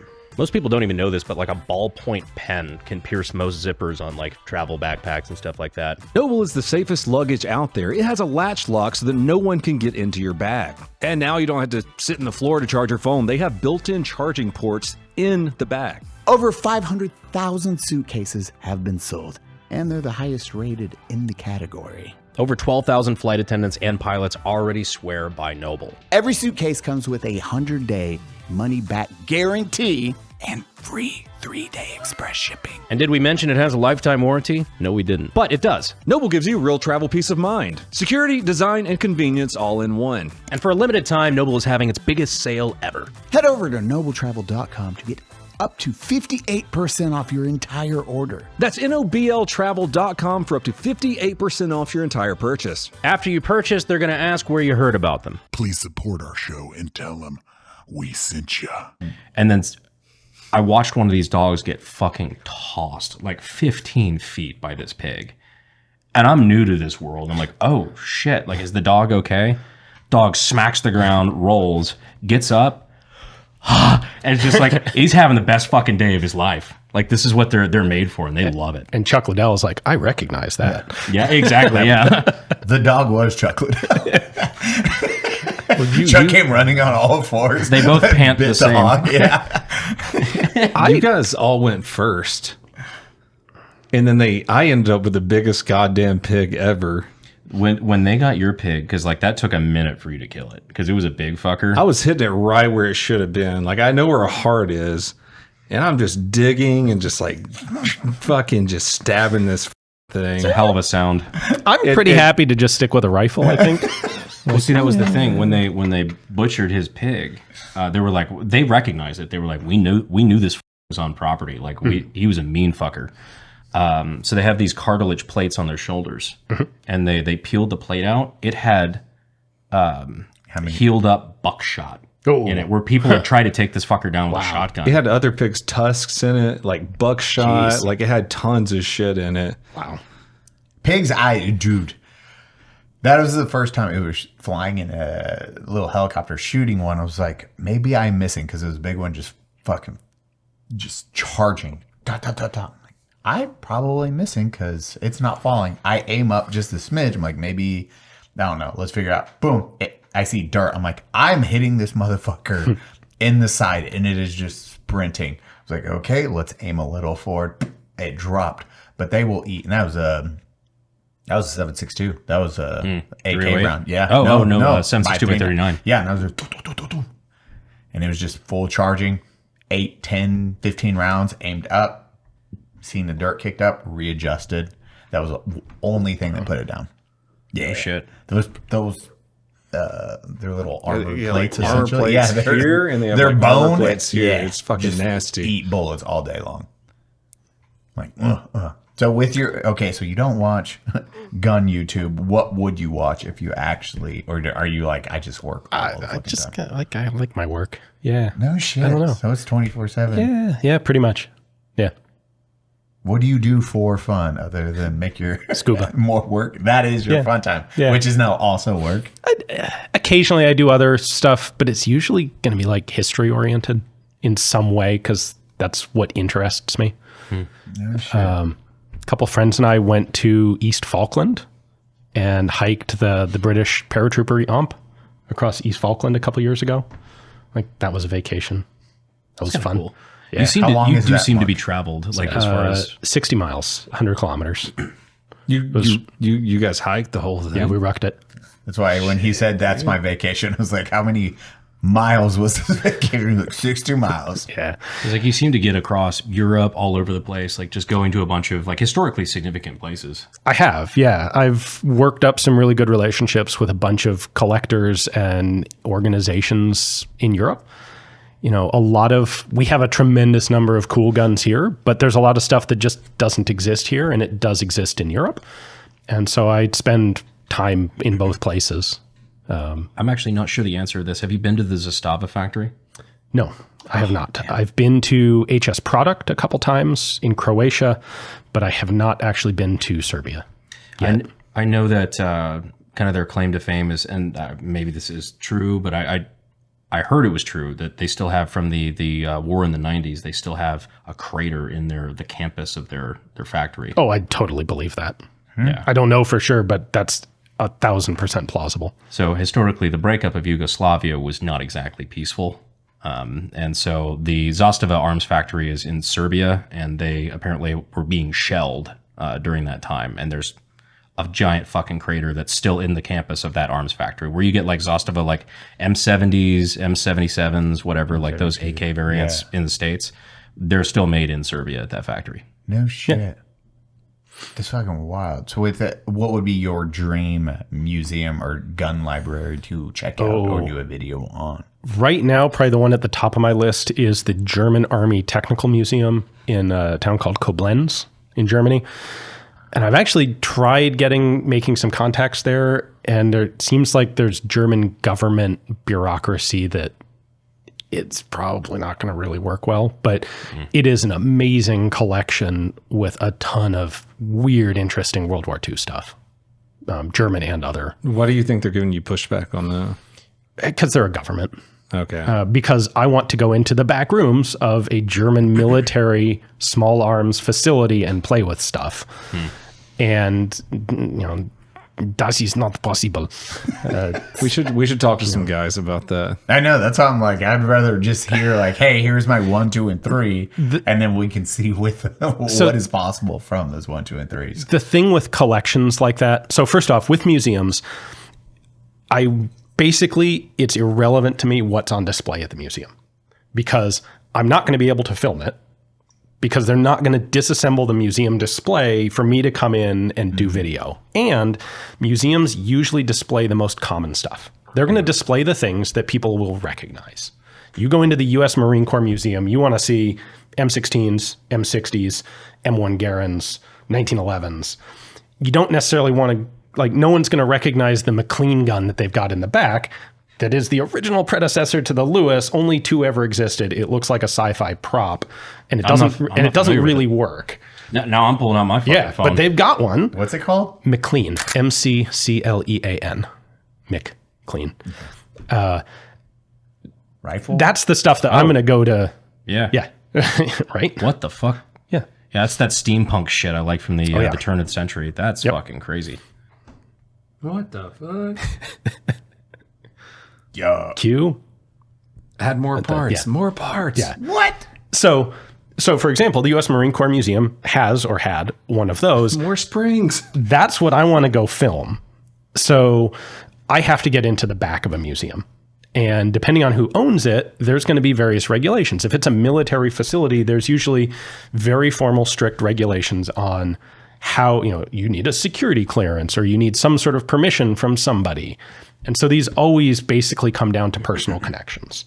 I need to find someone who I can speak to personally at a facility who can either authorize it or get authorization on my behalf. Eli, do you want to tell the story? I don't know what the fuck I'm looking at. It looks like as you said, steampunk sci-fi. It looks like it can weld something. I think you can breathe underwater with it too. As a giant spring.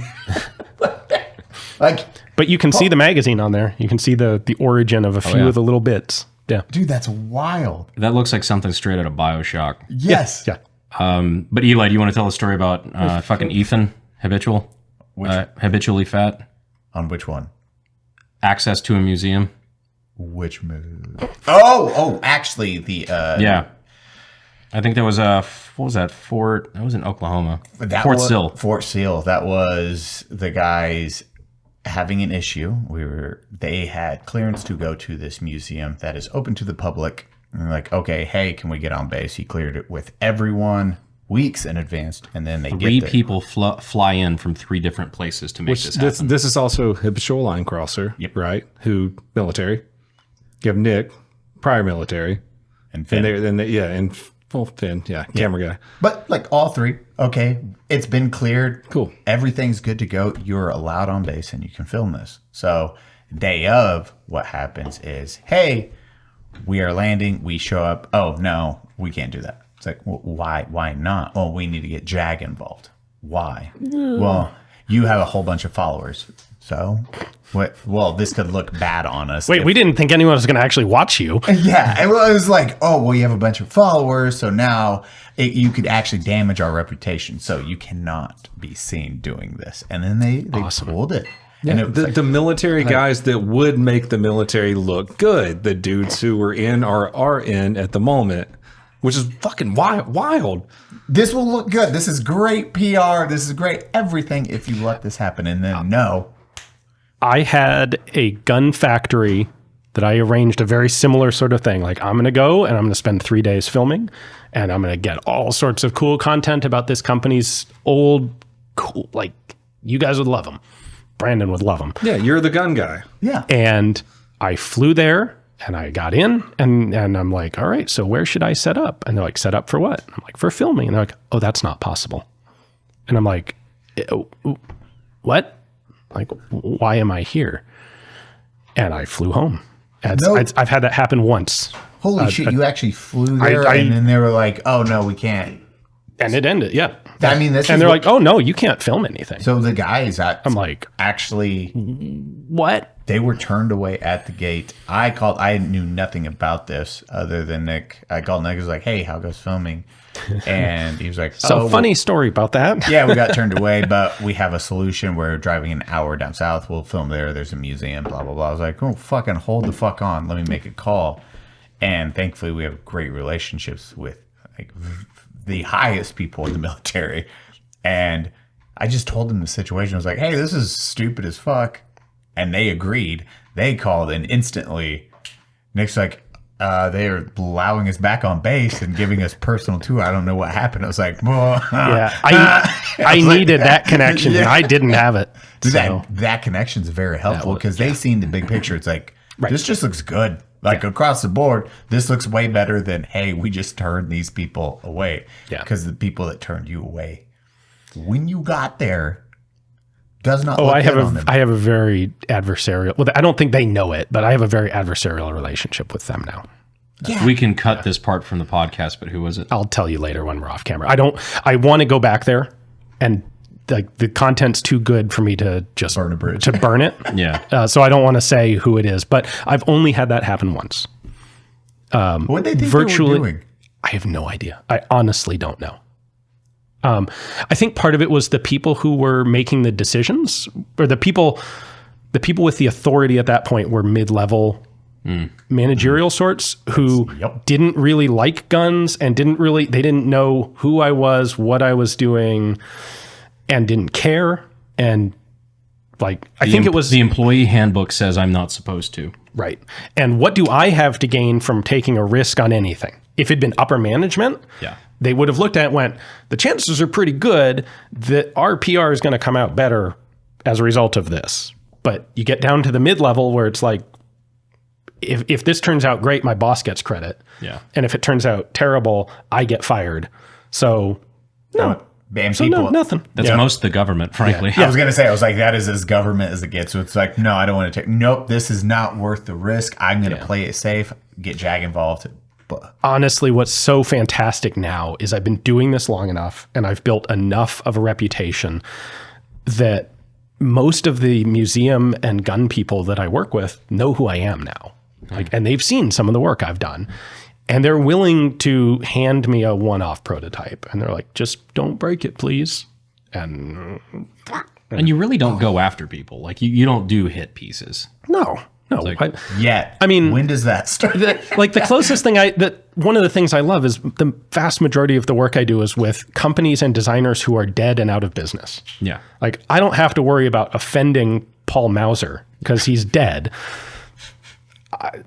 You know, is what it is. It makes it really easy to review guns without having like that social pressure, personal relationship thing built into it. I prefer it because, you know, there's a lot of people like, oh, you're just reporting on it this way because you have a personal vendetta against SIG. Nobody accuses me of that for Schmeiser. Right. Exactly. It's really easy. I understand why you stick with what you do. Yeah.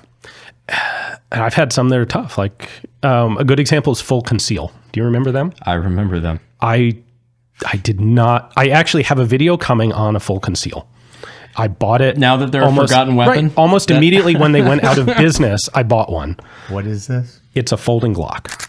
You probably remember those. Oh my God. Yeah. Oh man, that is so recent too. That's what's... It was cool. I saw them at SHOT Show. It was a neat idea, but like it's so not going to work. I know it's not going to work. And I cannot, in any sort of good faith, do some sort of publicity on it that says that it's a good idea. Because it's not. No. And so I don't want to get too hubristic here, but I don't want to be the guy who does a video on it and kills this little company. So I'm just going to wait because I know you guys are going to go out of business and then I'll cover it. And they did. And really I did a backup gun match with a Full Conceal this summer and the video's coming. How much was it? It was like $600 or something. That's really not bad. No, yeah. It was basically the price of a regular Glock 19. Yeah. At the time that you could just pull out. Yeah. Did you see those?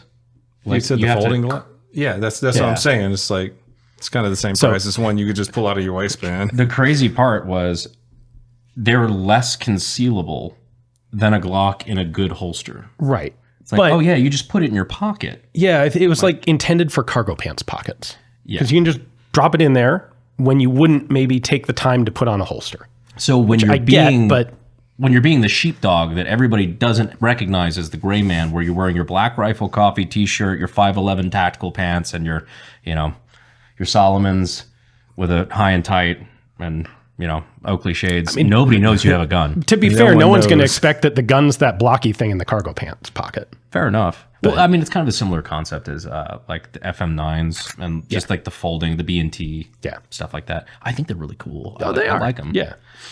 But the only good use I ever saw for those was I don't remember if it was like Future Weapons, some military channel shit like 10 years ago. Oh yeah. But the guy went to like a food court in the mall and had it out there on the table as if it was like his backup reserve battery for his laptop. Because that was sort of a thing at one point in that sort of form, yeah. But nobody knew it. He's just like, I was just sitting here with a machine gun on the table for 3 hours eating my Chick-fil-A and nobody paid any attention. I'm like, that's kind of neat.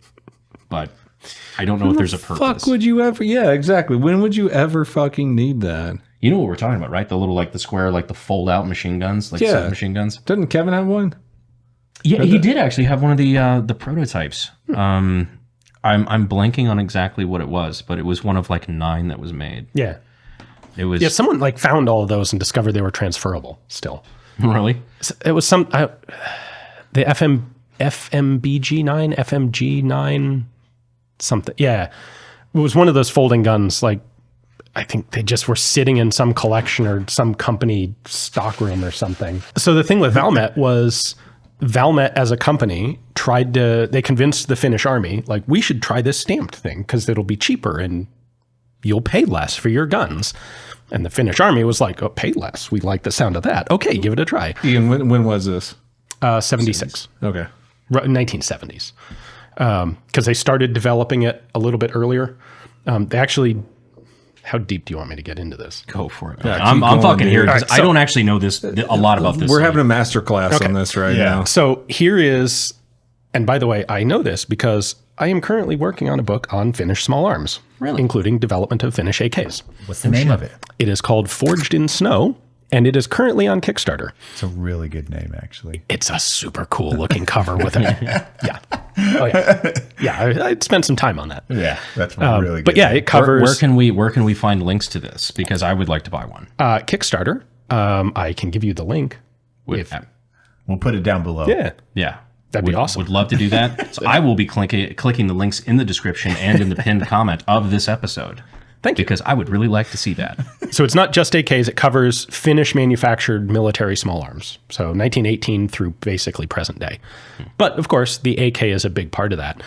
And what's funny is from the very beginning, when the Finns are adopting the AK, one of the only questions that there's real debate about is, do we have aperture sights or notch sights? Do we use the standard AK notch, or do we put an aperture back on the end of the dust cover? And it comes down to, like, the aperture is more accurate, but it's not as good in low light. And if you get it filled with mud or snow, it's hard to clean out. You get a notch sight full of mud, it's easier to, like, wipe it out, get it usable. That, and if you do like the Galil route where it's on the dust cover, it's less reliable just because you have the motion on the dust cover. Like the return to zero is questionable. It's interesting that never seemed to really be an issue for the Finns. And I think part of it was they expected relatively short engagement ranges. Like during the Winter War, they used very few scoped rifles because they were usually, they're in forests. So did they go open? Like without any knowledge, I would have chosen open sight because, okay, we just need quick acquisition if it's close. And that's why you're not an officer. Okay. They went with aperture. Really? Yes. No shit. Even for close engagements, they're like, no, we're going to use... So if I want to engage people at 50 yards, I want to make sure most of my vision of the target is obscured. So, no. They came up with a solution to this. And it's on your Valmet. Okay. They added night sights. 5 years or so after they started production. The night sight is a notch. You take the aperture rear sight leaf and you flip it 180 degrees forward. Yeah. And you've got a big open notch. And that was for night fighting, but it also was a good solution for close quarters, for urban, for I'm in really tight brush. And it was recognized as being a dual purpose thing. No shit. At any rate, as we go forward a little bit, in the 1970s, Valmet decided to make a run of stamped receiver guns with traditional AK style sights, because there was still this argument, even though they'd adopted apertures, there was still an argument in the Finnish military that we would have been better off with open sights. And so Valmet convinced them to, like, let's give it a try. Test the apertures against this new open sight gun that we have that we want to sell you. That's the M71. It's notable because it gets used, I think, in Red Dawn. Yeah. They end up selling them in the US as semi-auto commercial guns, and they're like the closest thing you can get to an actual commie block AK at first. Yeah, because that was what they used for, I think, a lot of the guns in Red Dawn for like the RPKs and shit like that, that are like, they're dressing it up for guns you can't get in the States. Because you forget, like in 1983 or whenever Red Dawn was filmed, because it came out in 84, you couldn't get shit like that. So you could get Egyptian Mahdi's and you can get Valmets. Yeah. And that's what they used. And that's also why we have no surplus Carcano ammo. But we'll get into that later. I'm curious where you're going with that. So Valmet spends a couple of years developing their own stamped sheet metal receiver, essentially their own AKM, but they don't have the technical plans for the AKM. They have to do it themselves. They put this open notch sight on it. They give it to the Army tests it and goes, yeah, we're good. Like, actually, we'll take the one we had. So they go, oh, shit, okay. And that's when they start moving it to the civilian market. Maybe we can sell these as a semi-auto gun to civilians in Europe and in the US. But they convinced the Army to give them a try making the original pattern rifles, but now with stamped receivers, because it'll be cheaper. They do it for 5 years, and they come to the conclusion that the stamped receiver actually gives them no benefit. It's less durable. I mean, the Finnish army is a conscript army. Everyone does mandatory service with a small cohort of full-time professionals, so that if someone, Russia, invades, they call up all the reservists. They've got 500,000 men in the army. But you give 18-year-old conscript recruits stamped sheet metal AKs, and they do dumb shit with them, and they get bent or dented in ways that a solid chunk of steel receiver cannot get dented. Well, it's like a U.S. bearing. Like, you'll unravel ball bearings. I had someone send me a video recently of some Swedish soldiers using their Sturmgewehr 90s, their PE 90s, as pogo sticks. I'm not. When you're in the military, you beat the shit out of your weapon. I will. My M4, that's when I got no new weapons or anything when I bought in the civilian market, I would treat it the same way. It's like, oh, fucking jam. Yeah. Fucking just foot stomp it to unjam. I was like, man, this is what I did. This is how I learned. I can do the exact same you fucking pogo thing. stick it. Yeah, I was like, exactly. Yeah, we pogo stick our guns all the time. You know? Just fucking What's kick it. the running joke about No, like I MSNBC? mean pogo stick. I mean Yeah, they were literal. actually The guy jumping was on it, using which the is bayonet wild. lug and the front sight blade to stand on and hold the buttstock and jump on it. That's fucking Like, and no, it's still, I bet it worked afterwards. yeah, Yeah, every thank gun goodness there's that a Kevin muzzle Brittingham device. gives us, I like to pogo stick test it. Speaking of which, I found the photo. Yeah. That was the one where they disguised that. It's and like the folding machine gun. Yeah, from was it RoboCop? I think it was. Yeah. Actually, yeah. Yeah, it's got the radio antenna on it because it was supposed to be back then. It was a radio. radio, not Yeah. a backup battery for your laptop. I remember that. Yeah, I Brittingham. remember Kevin bringing that and showing that. Yeah, And then he stole my Hitler locket. Rafka and everything like that. as one has naturally, and a rifle grenade launcher on a star. Yeah, cool. Just normal It was an weapons. old school. That's an old suppressor. Yeah. Okay. And then he had the Doubles as a rifle grenade launcher though. was the machine gun he brought out? Oh, the Stoner 63. Yeah. He had a Stoner 63A. Nice. I love the Those are good Rafiki guns. though, dude. Yeah. That thing was cool. That was my favorite Counter-Strike gun. Fun fact about Red Dawn, though. I was talking about this a little the other day because we just buried my grandfather, and the town that he lived in New Mexico was actually the exact same town that they filmed the original Red Dawn in. So it's Las Vegas, New Mexico. And it's funny because there's still a bunch of shit around that town where they still have the mural of like the cowgirl up on the side of the building. They have in the town museum, they have the original plaque where the Russian reads it wrong. It's like, oh yes, great general, Teddy Roosevelt killed many savages here. Like that whole thing. Like they have the original plaque and everything. Like Nice. the whole town. Like you could just look around like you're just driving to get tacos or something. You're like, hey, wait a minute, that's where they blew up the train station. Nice. What so with everything you do now, what is some of the weapons that are your favorite? You're like, okay, this is, I know you have your own collection. What would be your favorite in your collection? I don't really have a favorite in my own collection. You liar. There's- That's what people say so- about their kids. So the thing is, what interests me is new and novel. Like if I've had it for a long time, I'm less interested in it because I feel like, well, I kind of know about that. There's not a lot to go back and find about it. And so my favorite thing at any given time will be something that I've gotten in the last month or filmed or worked on and then over time that kind of fades and like, ooh, I want to find something new and different. Just like kids. Yeah, exactly. This one. I've had this one 16 years. I need to make another one. All right, Leonardo DiCaprio. I had this one for 2 years. Time to trade out. So that helps me in a business sense in that I'm not always focused on the same thing. Like, oh, I filmed that one last week. Now let's go find something new and different. And finding something new and different is actually what interests me. Yeah. What's your dream? What's your dream thing that you want to do a video on? Honestly, at this point, it's something underwater. It's either an APS or an HKP11. Either one of those would be pretty awesome. HKP11? Oh, yeah. I filmed an HKP11. That's a fun story. Have you filmed with an APS yet? No. I No, I've didn't never know actually if there are handled any one. that exist outside of Russia. There have to be. The thing that I kick myself at still. Oh, God, the APS underwater rifle? 10 years Holy ago at a shit. gun show, I kid you not. Okay. Yeah. That looks like one of the fucking, like the tranquilizer guns in Metal Gear Solid. Like, this looks like something Kojima Does would that be thing like, like hey. flechette rounds too? There's a little dart right Dude, there. that thing's It's a really crazy. long- It's 5.45, but with a big nail instead of a bullet. Yeah, Holy and it's shit. the only weapon that will actually shoot underwater that is good for like 20 feet or something crazy like that. I kid you not. 10 years ago, I found a spam can of APS ammo at a gun show. What? And I Did you buy didn't it? know, and I didn't. Why? How much was- Why the fuck? I don't even remember how much it was. Oh. It was partly that I know it was expensive, but I kick myself every day for not buying this. That's the one I To be wish. fair, what the fuck do you do with But it? that was the thing. Why would I spend? I mean, it was probably like $1,000 at the time. Yeah. which was a tremendous amount of money. And what am I like? API? There's none of those outside of Russia. What am I going to do with that thing? And now But you're like, fuck! Pretty much, yeah. Damn it. Yeah. I could have had this. So what I do have is a case of 9x39.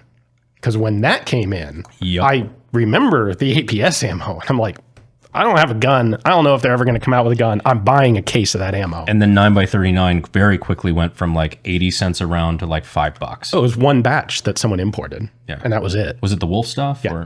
I've got a bunch of that too. Wolf and Tula.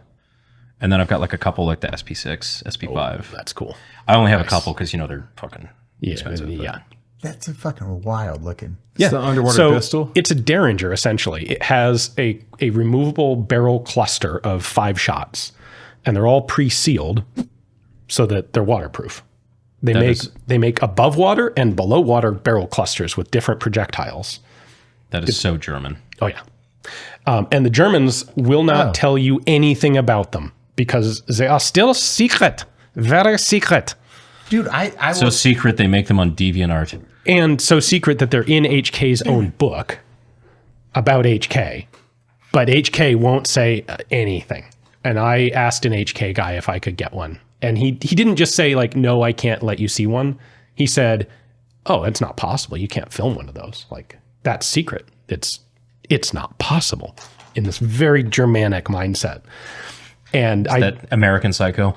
Why isn't it possible, you stupid bastard? And I took that personally.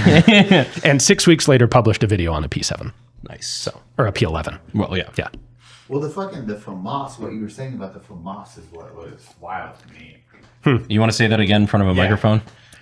It is. Earlier we were talking, and it is the FAMAS. I didn't realize it had that trigger, or not the trigger, but the joystick, the little computer control thing with the giant DVR cable coming out of it. Because that's like a FAMAS D or something like that. It's like a different variant. What the fuck are you guys talking about? FELIN. I know what a FAMAS is, but Metal Gear Solid gun. Okay. I know what a FAMAS is. So play Counter-Strike. In the 90s, basically, most of the major militaries in the world knew that computers were a thing. And they came up with these super futuristic programs where we were going to computerize soldiers, like Objective Combat Warrior, Future Combat Warrior. Either of those ring a bell?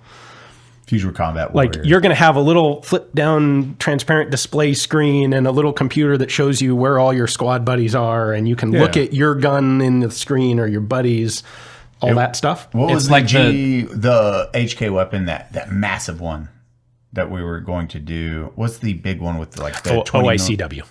That had like the Objective Infantry Combat Weapon. Yeah, it was a 5.56 carbine and a 25 millimeter grenade launcher. Yes, but it had that same cable system, and you could aim out and shoot without sticking your head out. Hey, I have a cable. The French actually did it. And they came out with a version of the FAMAS that had this monstrous football-sized scope on it. That was a night vision scope and a magnified scope and a camera, and it had a display screen, and you could hold the gun around a corner and see where it was aiming and record video on it and all this stuff. And it actually had a cable that plugged into the rifle, because instead of the regular pistol grip lower on the rifle, you got a vertical front grip with a 4-button control pad to manipulate the technical capabilities of the computerized scope. And a small number of those parts kits have actually come into the US, including that they don't have the scope, but they've got that front grip lower assembly and the cable. Which I'd never heard. I know FAMAS. That was the first time he showed me. I was like, I have never seen this fucking thing before in my life. I saw one come up the other day. The Post-Rock has them. They're like $7,000 for the kits. Oh my God. It was far too much. But I was you know what that makes me think of? Like, we want to create something futuristic. Nintendo came out with the Power Glove. Yeah. Instead of using the controller, it's like kind of the same concept. It's like people can play video games better with this Power Glove, and it was the worst fucking shit ever. Oh, I guarantee soldiers, dude, anytime we're in the military. Actually, when I was in the military, I remember I got to go to one of the meeting of future weapons, and it was, hey, we're building these suits for you guys to carry more, a heavier loadout. Yeah, so you could go into combat and last longer. And that's all we talked about. So, of course, they just want to add weight to us, so we have to fight longer. Like, look, dude, now you can carry like 8,000 pounds at any given time, and these legs will do like 80% of the walking. Till they break. And then you're going to have to do the rest of it. And I was like, this is stupid. This is just so we have to work harder. But the machine does it. Private Eli stuck in his exoskeleton on the side of a dirt road. Just like, oh, fuck, man. The legs are still walking, though. I'm like, it went out. And it's like, no. I'm like, no. It's just taking me to war. They're still shooting at me. I want to go for cover. The motherfucker is, as soon as those fucking electronics fail, so do your femurs.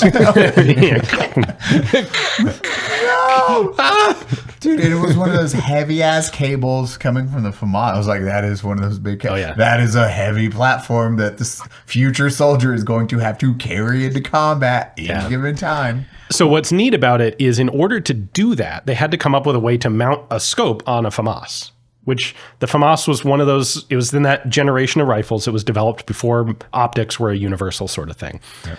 And it's got a carry handle / really it's protective handle for the protector for the charging handle. That's not meant, it's flimsy, it's plastic. It's not meant to be structural, but that's kind of the only thing you can mount optics on. So they kind of do it. It's a kludge. And in order for this new computerized system to work, they redesigned the upper of the rifle to give it a solid mounted Picatinny rail that's a little bit lower. And that's actually worthwhile. So what tended to happen is they issued the Feline stuff a bit, and most guys hated it because it was heavy and clunky and just garbage. Fucking surprise. But wait, you can't sprint with that? But if you take it off and you like put an E-Attack on the rail instead, now you got a pretty decent system. And it was, I think they made 25,000 of them. Oh shit! Yeah, it's more than I would have thought. Yeah, and they're not bad. The charging handle is a little janky because I had to kind of kludge it to make it work in with a lower rail. But what's really cool about those parts kits is they give you a way to mount an optic reliably on the gun. And actually, they include an even lower rail up front for a laser, which was also a thing at the time. This is Cody. This is the weapon that has a 3-round burst and then a 25-round mag. It bothers me so much. Okay.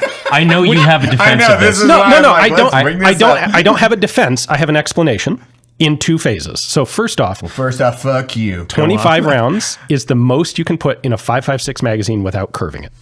Yes. The original AR-15 mags are 25 rounds. The FAMAS mags are 25 rounds. That's why. Any longer than that, you need weirder stamping because it's got to have a bend in it. Mm-hmm. The FAMAS did not have a burst mechanism until very shortly before adoption. Mm-hmm. The whole development process was safe semi-full. That is the first thing that has ever been explained to me about that makes sense. Yeah. And then they adopted version 7 at version 6. They're like, oh, and also we want a burst.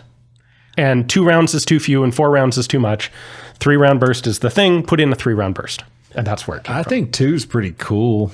I think neat. I like it. Most combat, dude. Anyone that is going into combat, if you're going into the military at all, you will not use full auto, fucking ever. You're going to be more effective with single shots on target. You're going to have controlled pairs, and then your machine gun team, your open bolt weapon system. They are there to lay down fire, but again, that is to lay down fire and get heads down.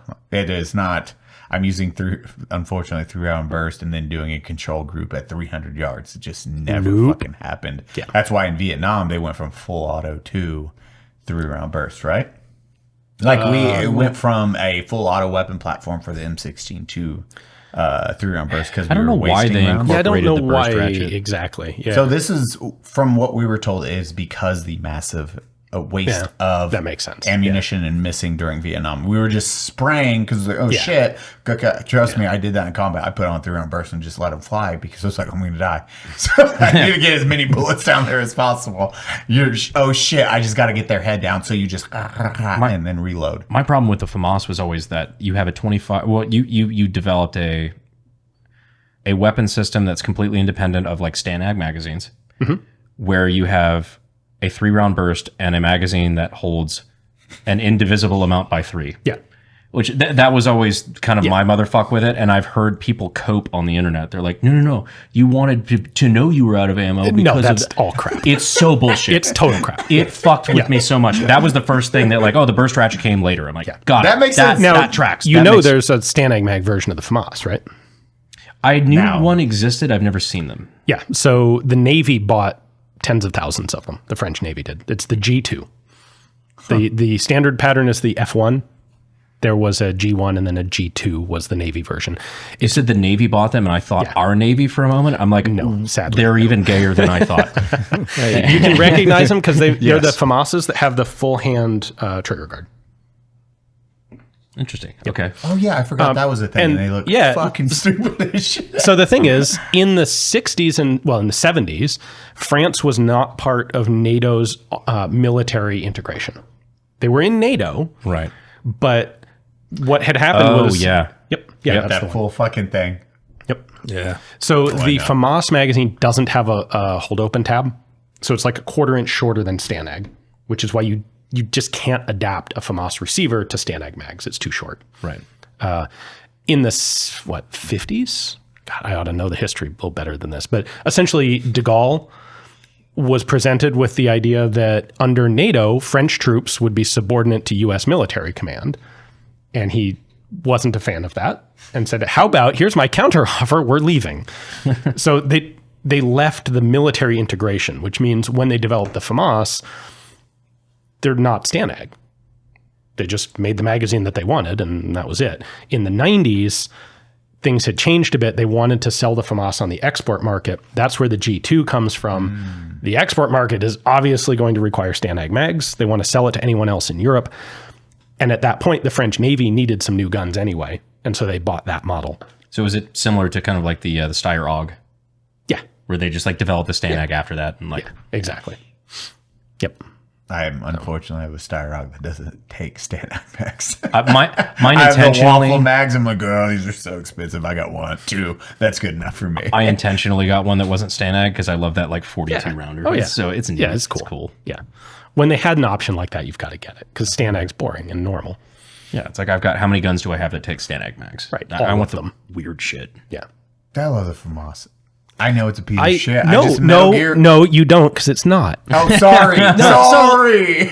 Everyone, see, the problem is everyone has this negative opinion of the French for all sorts of cultural reasons that I didn't realize, okay, just first off, I didn't realize during World War II, they thought they were going to hold that for a whole year longer. It was an actual surprise how fast the French lost to everyone. That wasn't, even the Germans were like, what? Meth has entered the chat. Yeah. Dude, I did not know that was a giant reason why like all the French hate. It was how fast, like American generals, everyone was like, they're going to hold off for at least, okay, they're gone. What the yeah. Yeah. I was like, I didn't know that part. The problem is nobody's actually used a FAMAS because they're so rare and so expensive in this country. And if people had, they would realize that they are better in every way than the AUG. Well, to be fair, right out the gate, I believe that because the AUG is not really my favorite. No, it's not. I just want a fucking FAMAS for Metal Gear. That's all I care. I'm working on. We're about done with our rebuild, so we're doing completely from scratch receiver. We've got the barrel because like it's a very complicated rebuild if you don't have any of the parts. Anything, and especially with an aluminum receiver, like that's damn near fucking impossible to rebuild. So we had to just start from scratch and just kind of But I think we'll get there in the next couple months. But excellent. I'm excited for it because I've never shot a fucking FAMAS ever. Well, if you come do the show shot challenge with me, you can shoot my FAMAS too. You know that gun is interchangeable left to right handed with no new parts? I believe that. Yeah. Right? It's got 2 ejectors or 2 extractors. One's real, one's fake. And to switch it from left to right, you pull them out and you reverse them and put them back. And then there's ejection ports on both sides covered by a cheek piece. And you just pop it from one side to the other. Done. It's like 60 seconds left to right handed. Mm-hmm. Yeah, see, I like that. That's fun. Yeah. Our buddy Jay is one of those collections. None of our Utah buddy, the billionaire guy. I don't think I've met him. He's the one with the he has like every pre-ban HK he has. Nice. He has a World War I wall, a World War II wall, an HK wall, and it is every FAMAS wall, like every gun you could ever want. He's like, oh yeah, you want to shoot that and pull it off, and it is in a walk-in gun room. That is the size of this. He's the one. Is that your fake date guy? That's exactly what I was going to ask. Yeah, fake date. Yeah, that was the fake date. I don't think the unsub audience knows about the fake date. I don't know if I've ever told that story. It was Jay is a friend that you would. He dresses like just flip flops, short, like one of us. Just one of us. Jay is also extremely wealthy. like a next level wealthy. So I had a first date, and this is years ago. And we're like, oh, what do we do for the first date? We can't come up with an idea. And Jay's like, well, just use my house. I'm like, what? Like, what? She's like, yeah, just pretend it's yours. Like, well, Jay, what? This is what, a 12,000 square foot mansion? Oh, yeah, 12,000. It's 74,000 square Jesus foot. Christ. Yeah. So Good Lord. He has an estate. Okay. All right. This is billionaire. Probably find something to do in the house like that. Okay. Yeah. He has a fucking estate. And Jay owns, like, this is a dude, hey, I created a, what was it? Creditrepair.com. I was gonna say stories like this are usually like I developed the better way for the milk bottle plastic screw top lid. You know that refrigeration strip that's in every grocery store in America? I built that. Yeah. Creditrepair.com. That was him. So it was like, oh, I built a big house. It was 8,000 square feet. Oh, I paid off said house in less than a month. I guess I'll build what the fuck I want at this period of my life. And he did. So he's like, oh, yeah, just, it's your house now. And we'll change out the painting and we'll make it look like your house. And then the butler, our private chef, is yours. Just pretend again, rich people shit where you have a dining room and a dining room. And you were broke out of Army Eli. Yeah, this is Eli. Like, I'm just moving out of LA. It's not, wow, this is a very different lifestyle. This is apartment Eli. Yeah, exactly. Like, I own a studio. I'm like, what the fuck is this? But you did the respectful thing and said, absolutely, I will 100%. Do that. 100%. This is a great trick on a first date. We need to do this long term. I need this for like 8 months, please. You should definitely deceive the girl you're going on a date with right out of the gate. So it's like, oh shit. And I forget, some of the friends knew her, and it was just, hey, oh shit, you're going to hang out with Eli tonight. Man, that's crazy. His house is wild. She's like, huh, what? He owns a house? Yeah, exactly. So I was like, okay, what do I do? I'll just get an Uber to the house for her so she can't look up the house. It's like, hey, I sent an Uber for you. It will be there and drive up. And it's driving up one of the mountainsides of Utah. And the Uber driver, that's when she explained. That's when I started freaking out. I was like, oh, your friend doing very nice. He was an Asian dude. Oh, your friend. Yeah, I couldn't tell. Yeah, it was the higher the Uber driver got in this mountainside. It's like, oh, your friend doing very good. To silence. Oh shit, okay. And I was like, hey, just text me when you get to the front gate and then I'll let you in. They pull up. She's like, hey, I'm at the community gate. It's like, got you, buzzing you in. Just park at the third water fountain and then I'll go out and meet you. Like, Jay's doing quite fine. And she's like, okay. And she's thinking, again, community water fountains, not like this is one single house. So it's like 1, 2, go. I walk out. Front door is broken on the outside so I can go back in. So I was like, I'll just walk her through the side museum and explain this. So I walk out. I'm like, hey, what's up? Hug. Hey, nice to meet you. Blah, blah, blah. Thanks for coming all the way out here. Front door is broken, so we have to walk into the side of the house. And she's like, okay. In what world is any part of this house broken? And she was just like nervous. I'm like, yeah, 100%.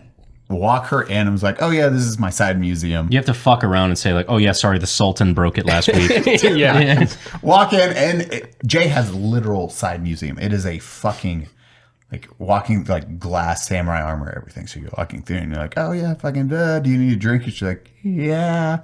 Like, oh, here, come down here. We walk down the spiral staircase. There's a giant bear. I was like, here, what do you want? She's like, IPA, walk-in IPA fridge. This is, again, like half the size of this room. Walk in, grab that, I was like, okay, upstairs we're doing dinner. Family's waiting. Let's go. Man, you need an elevator in this house. I was like, oh, we can take that. Here, come here. Walk her to an elevator. Go up 5 stories, get up to the top. Everyone's waiting, standing. And they're like, where do we sit, Eli? I'm like, oh, wherever you want. We all sit down. Private chef. French. Comes, gets all the orders, blah, blah, blah. All said and done. And I remember just first sitting down, everyone is eating. And they're like, Eli, when can we start eating? I'm like, oh, yeah, eat away. Everyone's eating. She like looks around. She's like, takes her hat off. She's so uncomfortable at this moment. She's like, we're eating. Hey, why don't you tell me you're rich as fuck? I am so scared right now. So I was like, what are you talking about? This is normal. Half the dinner's done. We're downstairs having a just fun. We're playing whatever, like Pictionary or some stupid shit. And then I tell her, I'm like, hey, by the way, this is not my house. This is actually my friend's. This is a joke. And she's like, holy fucking Christ. Oh my God. I was terrified. And then for a second, I was like, did I hit the lottery? I am not sure if I hit the lottery. She's like, oh, in that case. And she throws away the condom wrapper she had poked 1,000,000 holes in. Because, yeah. I don't need your phone number now, actually. Sorry. I'd never What heard, was your friend's name? I heard the abbreviated version of that story. I've never heard the full one. That's hilarious. Dude, it was an entire thing because Jay has money. He gets bored. And he's like, this is fun. I get to watch this play out. And I'm like, Patrick, his chef, we're filling him in. He's like, okay, so what do I say? I was like, well, what's for dinner? He's like, we have the pea soup, we have elk, and we have that. I was like, just say that. Just do your fucking accent and talk like that. She's going to be none the wiser. You don't have to act, are you sure? I'm like, I assure you, no one's used to a private fucking chef. This is like lifestyle cuckoldry. Like, I just want to see somebody else live my life. Dude, you walk out and you're like, what the fuck is this? What did we use for the picture? It was me with a baby goat or something. Because they had baby goats. They had, dude. You're shitting me. No. Dude, Pat. It is, again, that you have wealth and then you're like, oh, people live like this and this is fun for them. Okay, what the fuck? Yeah. And he has an amazing gun collection. That's why I want us to go out there. Yeah. Sounds like a fucking neat guy. I mean, I'll go on this trip if you want. Sign me up. Every time I find one of those absurdly wealthy people who's also into guns, I'm like, you're going to make my collection look bad. Like, I've got a lot of stuff, but like some of those guys will just get that like, oh, an original FG42? Oh, yeah. I mean, it's only $250. I have 3 of those. Yeah. To be clear, I don't. But I have run into the guy who has 3 of them. There's a guy who has 3 of them? Well, there's a guy who has like 9 of them. Oh, my God. Oh, yeah. Are they your friends too? One I know of, but haven't actually met in person, I don't think. Or I met him like once, but not really acquainted. But yeah. Yeah, I think the last one that went for sale that I know of went for like $240,000. You haven't been paying attention. They're 3 to 4. Jesus Christ. Yeah. If you look at the collector grade book, Death from Above, the back cover art on the inside is just a row of FGs leaning up on a fireplace. There's like 10 of them, and it's all one collection. Yeah. I'm really happy with my SMG clone. So am I. Yeah. Yeah, I'm like, yeah, 10 grand. That's fine. That's all I need. I had the chance to actually shoot an original second pattern FG, a real one. Shit. Yeah. By the way, the rumors on them are real. It is a fantastic gun to shoot. It's legit. It is. I'm not going to say it's super, like, it's not a 5.56. Right. But it is as controllable or better as any 308 full auto I've ever shot. As an 8mm Mauser. Correct. So the Fallschirmjägergewehr, it was like the German paratrooper, like light machine gun, quote unquote. It's like their Browning automatic rifle. But the design spec is essentially, we want a gun that is neither longer nor heavier than a Mauser 98K, but it has to be select fire, have a bipod, have a bayonet, and be select fire. Dude, just really, you brought up the Mauser. The 98K, was that 8mm? What was the that? Who was the guy? Banana something. He's a YouTuber that does firearms now. Banana Ballistics. Banana Ballistics. Yeah. He just had that round that was 8mm AP or it was the K bullets or whatever. Okay. Or Fury they made armor piercing. This was that round. They're like, hey, they built this. It's a hyped up 8mm, but it punched through on his 1.25 steel, just punched right through that. An inch and a half was what stopped it, and it still made an hole at the back. That would have to be unhardened.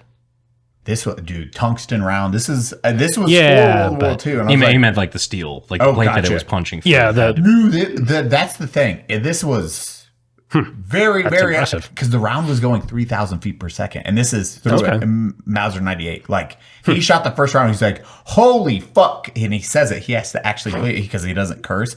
He's like, "What?" Like he bleeps in his own because he looks over and it's 3,000 An feet inch per and a second. half of steel. Yep. Have you seen the German or the Polish armor piercing 8 Mauser? Their anti-tank rifle? Or sorry, not 8 Mauser, 8 millimeter. It's 8 by 108. It's like super penetrator. Okay. It's a great porno. So he goes. An inch and a half is a lot of steel. That's a lot of hardened steel. Trust me.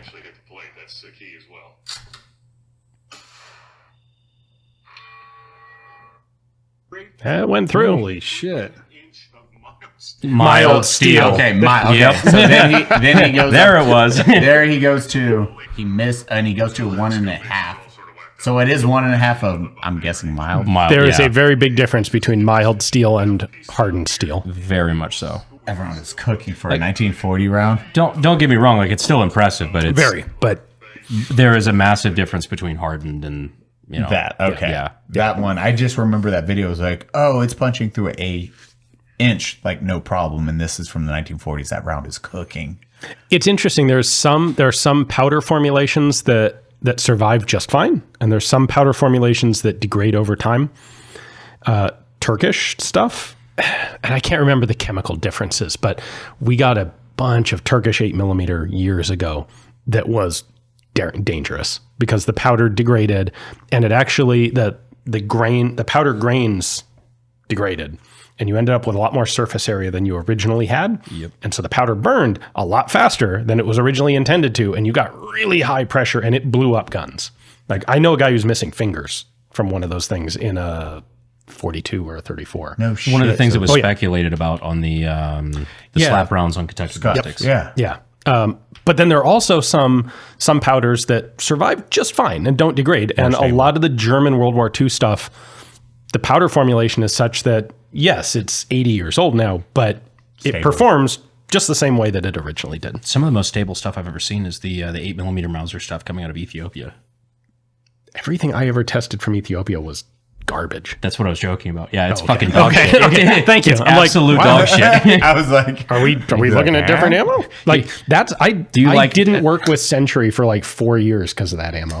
It was like if you wanted catastrophic malfunctions or hang fires, it was the greatest shit to use. I broke a Mauser 98K stock with one of those things. I guarantee it. Ammo. Yeah. Yeah, it's all the shit just being pulled out of pallets in Ethiopia somewhere. Yeah. It's crazy how different areas it's like, hey, this can kill you versus, hey, this is stable and you're good to go. The really good ammo is the Greek stuff. HXP, 303, 308. The Greek HXP stuff is phenomenal. I mean, look at the tech as it evolves. I love nitroglycerin and them taking it across the ocean. They're like, we just put in a bunch of springs, and as long as it's not too bad, we will make it there. Cody, have you ever seen how they did nitroglycerin back in the past? No, when they were transporting it? Yep. No, what? Nitroglycerin, you're like, you shake that Yeah, shit. why would you transport it? Why wouldn't you just make it wherever you're trying to take There's it? springs around it? Wait, you haven't even seen this? No. It's kind of like nitroglycerin back in the day was kind of like tannerite, except if you sneezed, you would die. Yeah. Yeah, except it's not a two-part. It's just So you're one on part. waves just smacking the boat? Dude, they would put wait, let me find the spring system. It would be contained in spring systems in order to Okay. to ship it. Shipment on ships. You have an RK95 yet? No, but I will tell you what, that is probably one of the most recommended guns I do. You're like, I'll have one. Here's the thing. Must have one. I could buy one. That's not really the problem. The problem is, like, I've seen them come up, is what I mean. Really? I've never seen one in the US. Really? A 95? Yeah. Maybe I'm talking about out of my ass here. The late pattern Valmet with grenade launcher, gas cutoff, optics mount. So forgive me if I'm misattributing that to something else, but like I've seen, because the Finns are very autistic about this stuff. I just know if I do a video on that, or any sort of Valmet, or any sort of Finnish AK of any kind, no one will watch it. That's what I'm worried about. Why? Why wouldn't they? Because every time, so this is the curse I have. Anything that I think is cool will never get views. I mean, you can use the word tube with 2 O's. Yeah. For Valmet. That'll get people, won't it? Yeah. He's tube stock, AK. That's what I did with the Sten, and nobody fucking watched it. Oh, okay. Well, shit. It's like if I shit out a video that's like very little effort, 1.5 million views. If I pour my heart and soul into something that I think is a very niche piece of history that I love, and I'm like super excited, and I think the video went really well, and I watch the video back, I'm like, I'm proud of that. 500,000. Like, fuck me. So I would like to respond on 2 different fronts. First off, when 500,000 is a failure, you do more than I do. You do more videos than I do. God damn it. But I understand. I've had some videos that I did kind of as an afterthought, like, it's 3 p.m. and I have dinner at 5, but I just got an idea. Yeah, I can knock that out. Yeah. And had them like go very successful, at least, for my standards. Yeah. And then, sometimes I can usually predict the ones that won't do well. And I do a lot of them because there are videos that like, this needs to be done. I know none of you people are going to watch it, but it needs to be covered because someday someone will need to know this stuff and they'll Google it and there it'll be. But also your upload schedule determines your views quite a lot. Like, to quote my fertility specialist, I'm quite impressed by your volume. Like, you actually put out a lot of videos per week. Like, that's what made the channel successful. Like, for a couple of years, it was 6 a week. Yeah, that's fucking insane. Shit. On all autistic different fucking breakdowns of guns that I've usually never heard of. Well, that's why I have a big library to make it possible. But yeah, that's crazy. Wild. That's what let me grow the channel. That's how it got successful and large, was just an insane amount of material. How is it actually, really quick before we close this out? How is it when you have to break apart one of these weapons you're not sure on, like a G11? Is that terrifying out the gate? Because that would be... Not anymore. I have a follow-up too. Have you ever broken one on accident or broken a piece while tearing something apart? I can neither confirm nor deny. Here's this 101. Have fun. You're like, I've watched 0 YouTube videos on this. Strips screw immediately. Yeah. Fuck. So no, I'm paranoid about things like taking out screws. Yeah. And when they're too tight, I just stop. And you'll see it on some videos where I'm like, if I say something like, this one's not really wanting to come apart, it means I went in with the screwdriver and it got to the point where I'm like, it might open or I might snap the head of the screw off. And nope, I'm done. I have a 1940s Colt at the shop. You'll see it tomorrow. It's like the oldest gun I think that's in the shop. That is all original except for one screw. And that's what happened. Yeah. Yeah. And you feel like a piece of shit because you're like, this is a piece of history and I have defiled it. Yeah. Frankly, what I've learned is guns break when you force them. You never force it. If you have to force it, you stop. If you have to force it for disassembly, you stop. If you have to force it for reassembly, you're not doing it right. Stop, go back, reassess, and figure out the way that you do it without having to force anything. And that's allowed me to do what I do without anything breaking. I'm impressed because you handle a lot of shit that's pretty fucking old. And a lot of the stuff, old guns, like if you don't use it, you lose it. Like that stuff doesn't want to move. When it came to shooting, like the Morphe company does a lot of machine guns. And until YouTube started age restricting everything, we did a lot of machine gun shooting with them. And their NFA guy, a guy named John Keane, is really good. And we would assess guns based on like, what's the risk of anything breaking in this? And also what's the availability of spare parts? Because with machine guns in particular, no one really cares if every pin is original. Yeah. And so when there was stuff that was rare, but parts were around, we'd shoot it. Like, frankly, the one that terrified me the most was that FG42. Yeah. If I owned it, I would never shoot an FG42 I own. In fact, I wouldn't own an original FG42. I would resell that thing. Like, I'd rather have a house than that FG42. But it was on their company insurance policy. And the consignor was cool with us shooting it because he knew it would make it more desirable at auction. And actually, okay, so here's the funny behind the scenes thing. We had Portuguese surplus ammo for shooting that. Like, we didn't go out and buy brand new 8mm. No, we had Portuguese surplus. It's pretty good. It'll be fine in an FG42. That's wild. It was hard primered. If you watch the video, I start off the video and I'm like, all right, semi-auto. No one wants to see semi-auto. We're going to full auto. The reality is in semi-auto, it wouldn't run. So the FG42 has this system where it fires from a closed bolt in semi and an open bolt in full auto. So that in full auto, you get better cooling. But in semi-auto, you don't have the bolt chunking closed when you pull the trigger. So you get more accuracy in semi. Which is weird because even in the semi-auto, it seems like it's semi-open bolt. A little bit, because the firing pin and the op rod are both moving forward. Right. Same Which is why, like, gun. when on the semi-auto clones, you feel the bolt move forward and you're like, That's how it works. But the upshot is in full auto, because the firing pin is moving from a much greater distance, it's got a lot more energy in it than in semi-auto. And this thing would run about half the time in semi. You know, bang, bang, click, rack, bang, click, rack. But and at that point, I'm like, this is my only chance to ever shoot this thing. Like, we're out here on the range. Brass casing too versus steel. Oh, it was brass. It was brass case. Yeah, but when it's made, what was it? Steel or okay. Well, I wasn't sure. Germany went to steel case at the end of the war. Oh, okay. I wasn't sure if that was a tolerance issue. The problem is the primer. Like, if the primers are hard, then if you don't have a crazy amount of force behind the firing pin, you're fucked. Gotcha. Yeah.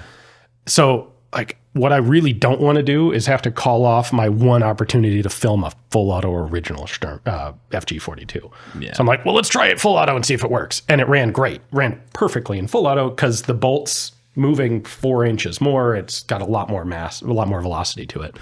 So it worked in full auto. So that's how we filmed it. I was like, I'm just going to glaze over semi-auto and go straight to full. That's exactly what we did in my Sten video, because the Sten that I had acquired, we figured out, so it was running like shit. It ran like absolute fucking glazed dog shit. Unless it was, we took out the semi-auto components, and then suddenly it ran fine. Weird. Okay. Couldn't fucking tell you why, but it worked out that way. So we're like, you know what? Fuck it. Nobody actually cares about a semi-auto Sten anyway. It's really weird to me that they bothered to put a semi-auto in the Sten. It's like a condom. Got it. It sucks when you use it, but when you rip it off, it's great. Yeah, you're fine. Exactly. See, it makes sense. Machine Guns by Eli. Get rid of that thing. Fucking fun times happen. Like, design brief on the Sten isn't really compatible with why would we have extra parts to make it semi-auto? Like, one of the least ergonomic, terrible sights, open bolt submachine gun. Yeah, let's get some precision shooting out of this 9mm. Yeah, but they work. Usually. Like, again, was it an original CNR gun or was it some sort of rebuild, reweld? Yeah, rebuild. So you always got to throw that out there. You know? Yeah. For people looking for machine guns, that's one of the values of an original CNR gun, is it has not been cut apart and re-welded by Bubba. Yep. Oh, I just picked up a CNR MG0815. Oh, cool. I'm excited by that. Love that one. That's one of my favorite nomenclatures. It's one of my favorite genders. So everyone in the comments will now inform you that 0815 actually in German means boring or commonplace. So was it 0815? That's what I learned afterward, is that that's like the 10-4 of Germany. It's just like, exactly. Things are fine. Things are 0815. Yeah. And it's because they were so commonplace in... Which I had no clue, but it's very cool. Little stuff like that I think is neat. Yeah. I just saved you from that showing up in the comments. No, they'll still do it. This episode is Cody and Eli stare at each other awkwardly. This is how it feels. Look, I feel like you should have known that was coming when you invited me here. I was ready for it. I learned a lot, so I'm extremely happy with it. Don't get me started on Shaspo variations. That's what the Patreon after show is going to be about. Excellent. Cody, on that note, well, first off, Ian, where do we find you, you beautiful son of a bitch? ForgottenWeapons.com or YouTube/Forgotten Weapons or Patreon/Forgotten Weapons. And your book again? Pepperbox. Kickstarter. The book I'm working on, the book I am currently pre-selling is Forged in Snow, Finished Small Arms 1918 to 2025. covering the Mosins, the Valmets, the Lugers, the Lotties, the light machine guns, all sorts of super cool stuff. Currently on Kickstarter, lots of cool stretch goals, lots of neat options. Check it out. You're going to get a kick out of my Lottie tomorrow, too. Excellent. I got something to show you on that. It's pretty fun. All right. Gang does. Bye, everyone. Thanks for coming to the Unsubscribed Podcast. I was joined today by Eli Doubletap, Ian from Forgotten Weapons, Brandon Herrera, and myself, Donut Operator. Please join us for the Patreon after show. You checked out hours ago, didn't you? Me and Eli were over here just like doing rock, paper, scissors. Dude, it was great. No, we love you all. Join us for the after show where we find out if Ian finally got his hands on some 32 French long. Aren't you excited? I got my hands on some long. The same. Right? Bye. Well,